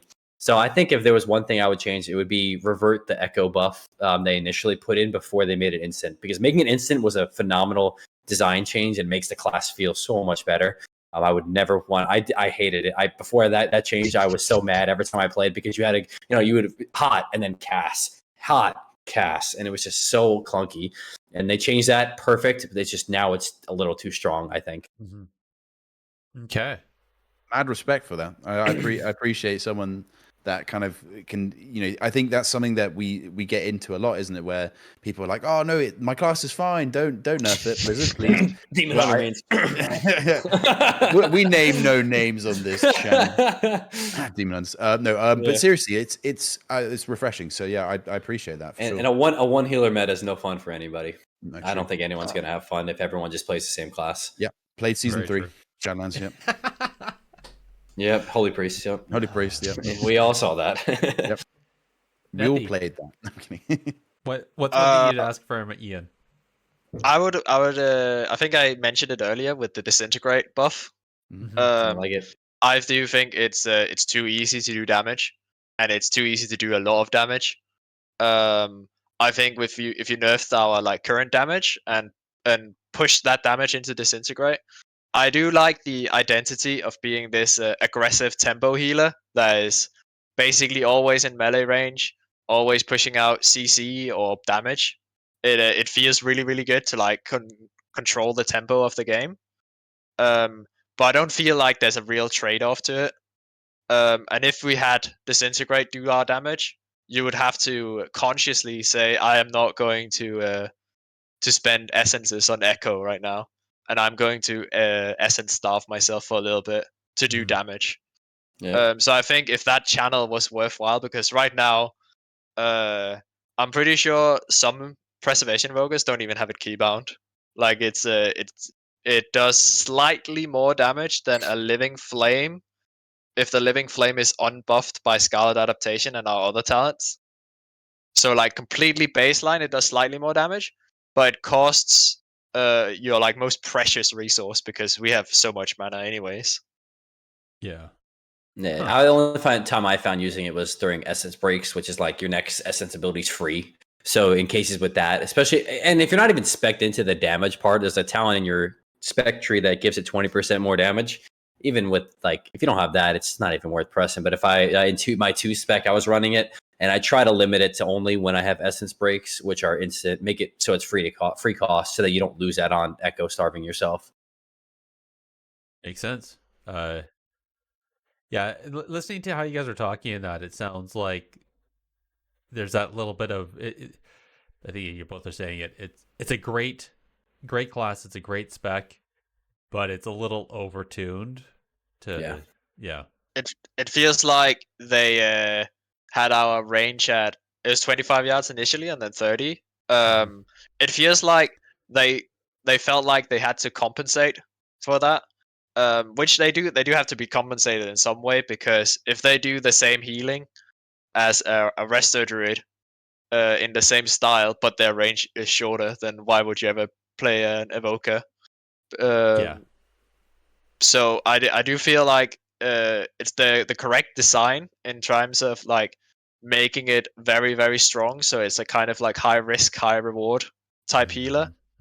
Um, it's just that they've made our healing so high that unless you, especially if you're not facing a coordinated team, which you often do in solo shuffle, it's so easy to just top yourself because there's going to be gaps in the CC chains even if you're in bad position. And an NS Spirit Bloom with Echo is gonna top anyone unless there's dampening. Okay. So it feels like we are definitely too strong, both in raw healing and in damage. I feel like I think the raw healing shouldn't be tuned down too much, just because we do have the trade-off of having to charge into melee to heal and generally be very close range. Yeah, I don't disagree there. Mhm. Jake, Yeah. do you have anything you want to change about, or are you just happy with P-Res as it sounds? Are we talking just specifically Pres? Yeah, we're talking just preservation evokers. Let me think. I think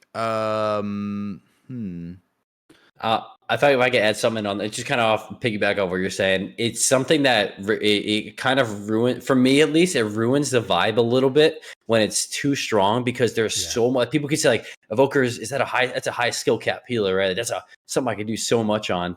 Yeah. But you kind of lose the value in that when it's so easy, because everything is so strong. So you can you mess up your position, you mess up this. Oh, just kidding. Echo Vert Embrace, you're topped. Boom. Yeah. And like I mess up this and I just throw my one thing and I kill them, or I top them off.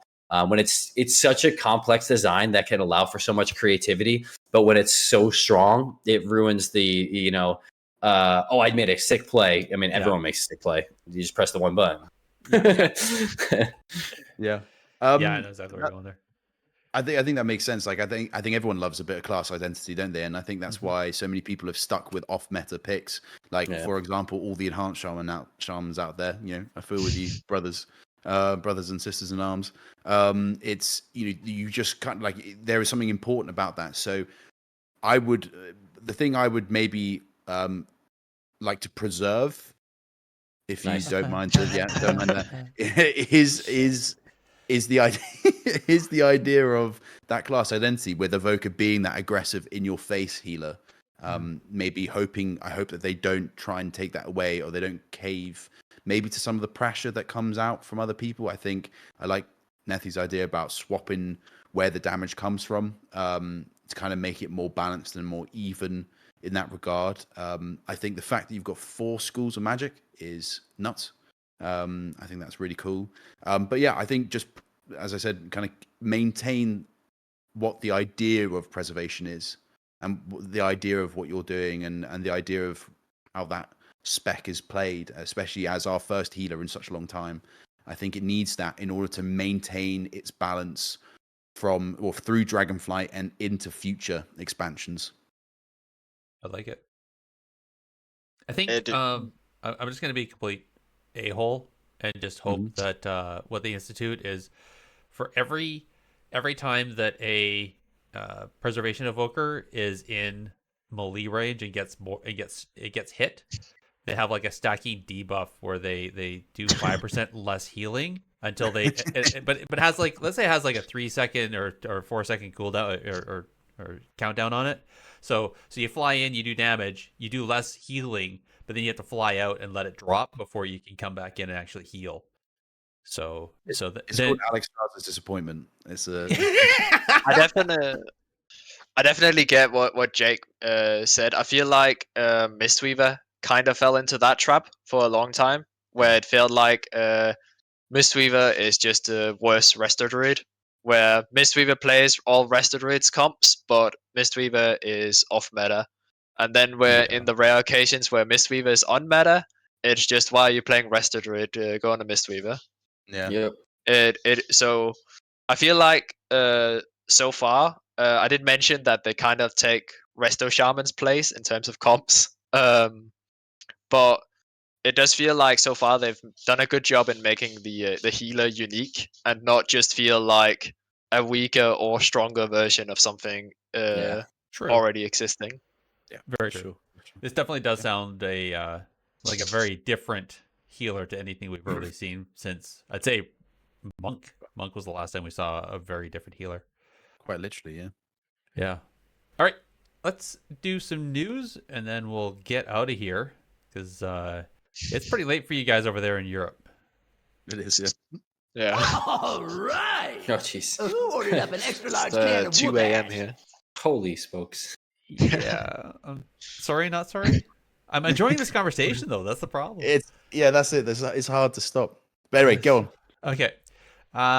So there's a couple tournaments. There was the Blizzard official Wrath Classic Arena tournament on the 13th. So BWG Gold and BWG Black both won. I think I got those backwards. Black was EU, Gold was NA. So congrats to those teams. I think BWG is Blackwater Gaming. I think they were saying so. Esports organization picked those teams as banner waivers. And then OTK decided to do their own Wrath tournament, but this one was a draft invitational, which was really interesting. So they had team captains, and then they pulled names out of a fishbowl, and then those captains basically got to play or got to pick their teammates out of the pool of the players that were standing around there, which was really cool, I thought. If you didn't see it, I think that was really good. It had so it was NMP LOL, Soda Poppin, and Asmund Gold were on the table, and then I'm gonna brain fart his name again. They had another guy. He was over to the side, looking like he was actually handing mics to folks in the game. To talk. S-Fan. S-Fan, yeah. Thanks. I just can't believe I forgot his name. Anyway, he's Red Paladin. That makes sense. Wow. Just saying. Kidding. No comment. Anyway, that was really awesome. And then they had Zico and Venruki shot calling it, so that was really awesome. And Azael, don't forget Azael as well. What literal world champion? That's true. Azael was surprisingly good as a caster, considering what he's he like been out. He's been but he's been like out of WoW for a little bit. I imagine like shoutcasting League and shoutcasting WoW isn't like exactly the same. No, I think League is slower pace for majority of it because obviously Arena is quite intense. So, but he did a fantastic. He's very entertaining and did a great job. So it was awesome. He is. That's a good point. I forgot to mention that. Hot fixes. Lots and lots of hot fixes. I wrote down a few. So in Wrath Classic, the arena point cap is going to be increased from 5,000 to 10,000. They also did a hot fix to change the rating inflation, so it's being recalculated. So you'll notice that MMR is going to be increasing over time again there. And there's did you guys see the list of PvE tuning that they did that's coming with the reset? I guess actually it happened today. It'll be tomorrow be today for you guys at the EU since it's after midnight again. But um, like holy moly, like there was like a wide. I think like every class got hit except for evokers. But Of course. like that's. Do you guys think? Are we gonna start? Are we gonna see PvP soon? I think so. Uh, I we think have it's. seen Go ahead. You go we have ahead. seen it. We have seen a few things with like the PvP modifiers being adjusted. But they're being Um, removed. yeah, but they've removed the ones that like caused classes to be overpowered, but some of them they kept in place and some of them they buffed. So it definitely wasn't like a clean across the board removal. It did have a sign of them putting at least some thought into it. But I do like that they do it's like very very frequent tuning right now, even so close to launch. It feels like in Shadowlands, I might be misremembering, but in Shadowlands they like tuned a bunch at the start, Yeah. and then the last like month up to release, there wasn't really any tuning outside of hotfixing bugs with the classes, and it resulted in a extremely chaotic Shadowlands season 1 where people were just everyone had like some kind of one shot interaction with legendaries, and Yeah. I remember sub rogues dueling and then doing some shuriken stuff or half your HP. That was Uh, the bone shard, wasn't it? Not the bone shard. The bone shard was after, because that's Oh. another thing. Then they had to like very quickly patch all the broken builds, and then people Yeah. just found new broken builds. It was very so I'm happy that, and I feel like the fact that solo shuffle makes testing PvP on beta a lot easier. Yeah. Um, we will probably see like a bit better balance into season 1 than we usually do. Yeah. Uh, hopefully, I mean maybe they buffed bear damage really randomly by 50% for PvE recently, and now Yeah. bears are insane on pre-patch. So That all fun wouldn't be and the games. first time. We'll probably see it. Yeah. Yeah, I was gonna say on top of that, I mean, they did the blues testing, so they have data that they need to do. I mean, what's the point of doing it if they don't do any changes off of it? But it always, I think it's just because it's going to come down to getting the raid tuning right first. I have a friend that works he works for Blizzard I don't exactly know the role of it, but he always just says they have to do all their raid tuning first because Yeah. they Well, can't yeah. put all these modifiers on an unstable ability first. So Yeah. hopefully they finish that up soon because clearly these are all PvE changes that everyone always says, that's just a PvE change. So, and then they hopefully should just do like a fat round of everything they wanted to modify. They know things that are too good, not good enough, and maybe we'll hope that they make the right decision on some of this stuff.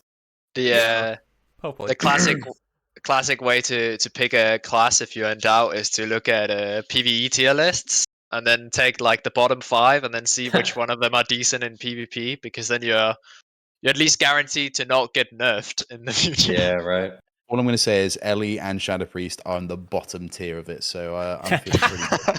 Hey, I'm feeling Ellie's very feeling good recently. They had like a 20% buff to Lava Burst and Flame Shock. Yeah. And I think I got one shot by a one Lava Burst that hit 5 times for 50k each. He's like, and dead. Okay.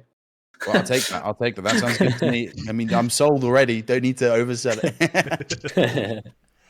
I mean, clearly preservation is good. It doesn't need any nerfs either, so we're good there too. So The thing is, it's good in PvE too. I watched the Mythic Yeah. Plus tier list; they have it at top too. But again, it's a new class; they want a selling point, so I Yeah. don't think it'll get changed for at least the beginning. no, I agree. It'll be anyway. PvP is going to be fun. It's going to be, I think season 1, like always, is that little bit of chaotic. It's that little bit of everybody still learning, trying to find the meta, all that stuff. So it's what makes the game fun, really, in my opinion. But we'll see how it goes. I think that's it really for the news that I had. I think it was a bit of a shallow news week. Yes, there's a whole bunch of interviews that have happened. Nothing really talked about for PvP wise. So by all means, if you're gonna let's do a bunch of other stuff, go there. But I haven't really seen anything else on PvP. I guess the only thing I didn't put up here because I kind of forgot to. I'm not sure if it was a hot fix or what, but there was that whole thing about increasing health pools by 40%, and then they were going to change how dampening happened in Arena. But I'm not sure. Did that happen in pre-patch, or is that going to be an actual like season 1 Dragonflight? Do you guys know? The 40% buff to HP is at level 70. Yeah. I don't know if they've smoothed out the stamina gain, but I know for during a period it was like if you were testing leveling, you would be like fairly low HP at level 69, and then really randomly you would just get a bunch of HP from dinging 70. I think it was the initial reasoning behind it was because healers were too strong um in PvE, and Yeah. they would have to buff damage to even it out, and then they wanted to increase the health pool so it's not like your health bar bouncing like this all the time. Yeah. But it has, I think it has had an overall positive effect on PvP, because it has kind of minimized the amount of one shots you experience, Okay. and and because healing hasn't increased, it hasn't slowed down the meta too much. That's good. They did have to adjust warlocks, because warlocks have Dark Pact and Soul Leech and Healthstone, and they have all these things that interact with like the percentage based HP, and that's also like one of the talents for damage for Evoker. That's like causing a bit of havoc right now. Is that we like scale off the percentage as well, for specifically our damage. Okay. Um, Yeah, that's not so good. and the dampening change, I think that was just because they wanted to like reduce healing in general, because I think in 3s, 2s, and solo shuffle you always start at 10% dampening now. Yeah, And that's I my think that's understanding. just I think that's literally just because they were like, we don't want to micro adjust every healer, so we'll just nerf healing everywhere by 10%, without it affecting RBGs or World PvP. BFA season Yeah. 4 round 2. Yeah, this not to like. I don't want to branch off to a whole other discussion on this, but this was my whole video. I was just so livid at because of that change. I like it. It helps the tempo of the game, but at the cost of every healer enjoying their life in the game. Like Evoker feels fine because the healing throughput's so high. But dude, that once dampening, because after 1 minute in the game in solo shuffle, dampening I think increases 2% every like 6 seconds, 7 seconds. So with after 2 to 3 minutes, every healer, it virtually you feel like every button you press, nothing matters. And like for Wrestle Druid, Wrestle Druid main coming from that, it feels so bad because it ramps. Once that ramp hits, you all you have is NS as a burst heal, and then that's it. And then you feel useless if they do a big burst and you're in CC and you can never recover. In terms of evokers, you have high sustain healing and you have burst healing and 15 cooldowns to use in trade. I've definitely had a lot of games where it's Evoker against Evoker, where both Evokers are like decent. I faced both Clyde and Meh today, which are mediocre Evokers. They're known for like playing healers occasionally. Yeah. Of They just course. picked them up the other day, right? Yeah, I think Meh played Mage or something like that at some point. But we a lot of games end in like the 80s of dampening in solo shuffle if like Jeez. both healers are really tryharding, where it's specifically evokers, and Wow. that doesn't feel like the natural way for a game to end. I think it's fine from like the DPS point of view, because they feel like people are very slowly dying, but using your big heal or your big cooldown and it like moving the person's health bar by 10% doesn't always feel good. And I think long term they should probably look into like making mana more relevant again, because I feel like mana doesn't I feel matter. I feel like playing around a mana bar is more fun than your Than healing. dampening. Yeah, Yes. than your healing just being flatly reduced. I think like a thing they could do was like change dampening to increase the mana cost of spells instead of reducing the Yeah. healing done. but that might have some way that'll end up breaking the game. Probably. Either that or like flag stacks where damage just keeps getting higher. That'd be fun for everybody, right? Yeah, DPS get to totally. do more damage, and healers don't feel like they're useless. I feel like then you'll end up with the thing they were trying to prevent in PvE with like the health bars bouncing around. Like every auto attack just doing like 40% of your health. Yeah. Please God, no. Wow. It's something all I can think about is Temple of Kotmogu, where you have some player in the middle where they're like 50 feet tall, but get one shot when they finally get hit. Jumping towards you. Yeah. All right, shout outs.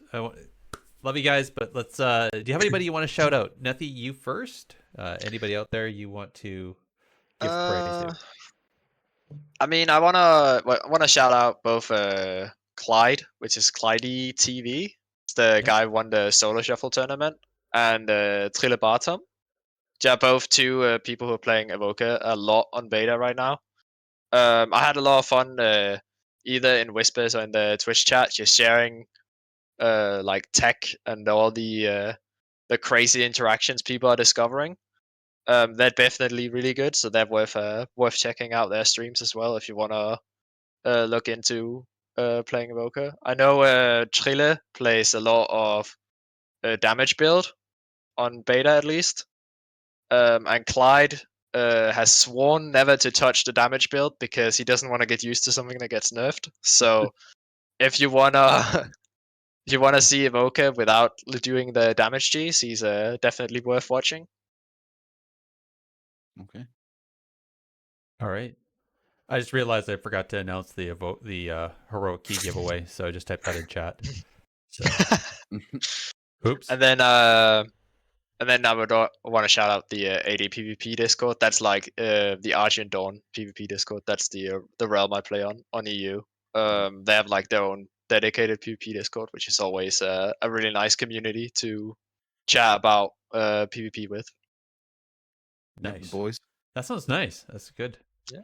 I always like the class discords. There's always usually a large number of people there that are pretty awesome. Yeah. Markers. Anybody you want to shout out? I want to shout out the Technically PvP podcast for having me on. Thank you. No, yeah, thanks. This is I've seen you guys here and there. I originally saw because I play with Numbing, and I think you guys had him on at one point, and then I saw some people after that.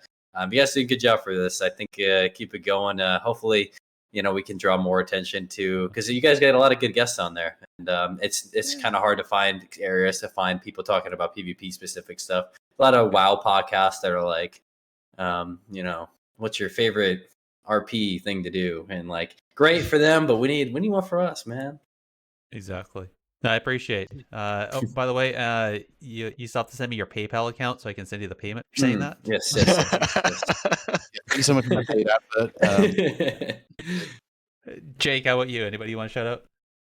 To be honest, I want to shout out, I was going to basically do this anyway before Marcus stole my idea, which is basically I was going to shout out you guys, the two of you, Nethy and Marcus, for coming on to talk about preservation, because this is a new class, a new healer, and I think, you're kind of put on the spot here. This is, I don't want to blow the podcast trumpet or anything, but like, obviously this is one of the maybe our first official time talking about Evokers as a new class, and you're kind of coming out here and basically putting your stamp on your thoughts and your feelings, in a recorded sense, because obviously people will listen to this at some point.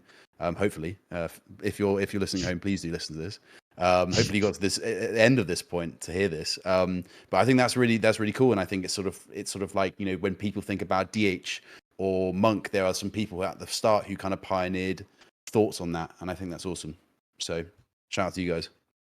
Oh, thank you. Now you stole mine. Thank you. It's just all about love and friendship. It is. All right, so I guess the one other love thing I'll throw out is a quick shout out to Murloc.io, Dressfire.com, and PvPleaderboards.com for being so gracious enough to give us a little bit of space on their websites and embed the podcast over there. So if you ever want to listen to our ramblings while searching up other people in the ladder or trying to find out what people are using in PvP, go ahead and head over to those websites, and you'll be able to listen to us while you do that and do all your research. So a quick shout out to them. And all right, markers. Where can people find you? We never even said this. Where can they find you on the interwebs? So I have my Twitch and my YouTube are M Markers, so MMARKERS. I do just ton of my YouTube is kind of shifting more towards just all educational commentaries, occasional highlight videos, but I have a teaching degree, so I love trying to teach people things. So that's kind of like my go-to on that channel. So if you guys want to learn any Evoker stuff, I'm going to be doing more Wrestle Druid coming as well, like commentaries, breakdown of like what I do, why I do it. Definitely check out my YouTube. But then I have a lot of I do a lot of viewer content on my stream if you want to check that out, and then crush it up in some Dragonflight. Oh yeah, nice. I love it. You're like everywhere, man. Holy, that's awesome. Thanks. Nethy, where can people find you, man? Oh, they can probably primarily on Twitter, Nethylol, at Nethylol. That's where I complain about whatever annoys me in PvP at the current time. I think really recently it's the MMR in pre-patch. So that's my that's the little hole I shout into when PvP tilts me. Otherwise, I stream occasionally on twitch.tv/Nethylol, which is I don't do educational. I just kind of hang out, chat with people, blast some music, and play WoW. So I don't have the grandiose setup. I just play the game. He's a gamer. Yeah, That's Yeah, We fine. need those. gamer for the gamers. yeah. Love it. I love it. I guess that leaves us, Jake. Where can people find us, man? Yeah, of course. Well, I mean, firstly, if you want to reach us, you can contact us directly with a tweet to at technically_PvP or by an email to technicallypvp@gmail.com. You can also join our discussions on the Bonus Roll Productions Discord. That's I think we've put a link to that in the Twitch chat. And you can also visit us on the Bonus Roll website to find the podcast directory with us and many other great shows, and that's at www.bonusroll.gg. This new directory also has a review system, so head over there and tell everyone what you think of your favorite shows. So please do give us a nice review. Thank you. Indeed, please, and other people there too. I mean, there's some great shows there. But as we always do, there's going to be show notes when we post these up on the up on the interwebs. So links for everything we talked about, you can find them there. I want to thank everybody for listening, and we'll chat with you next time. Good night, everybody. Good night. Peace.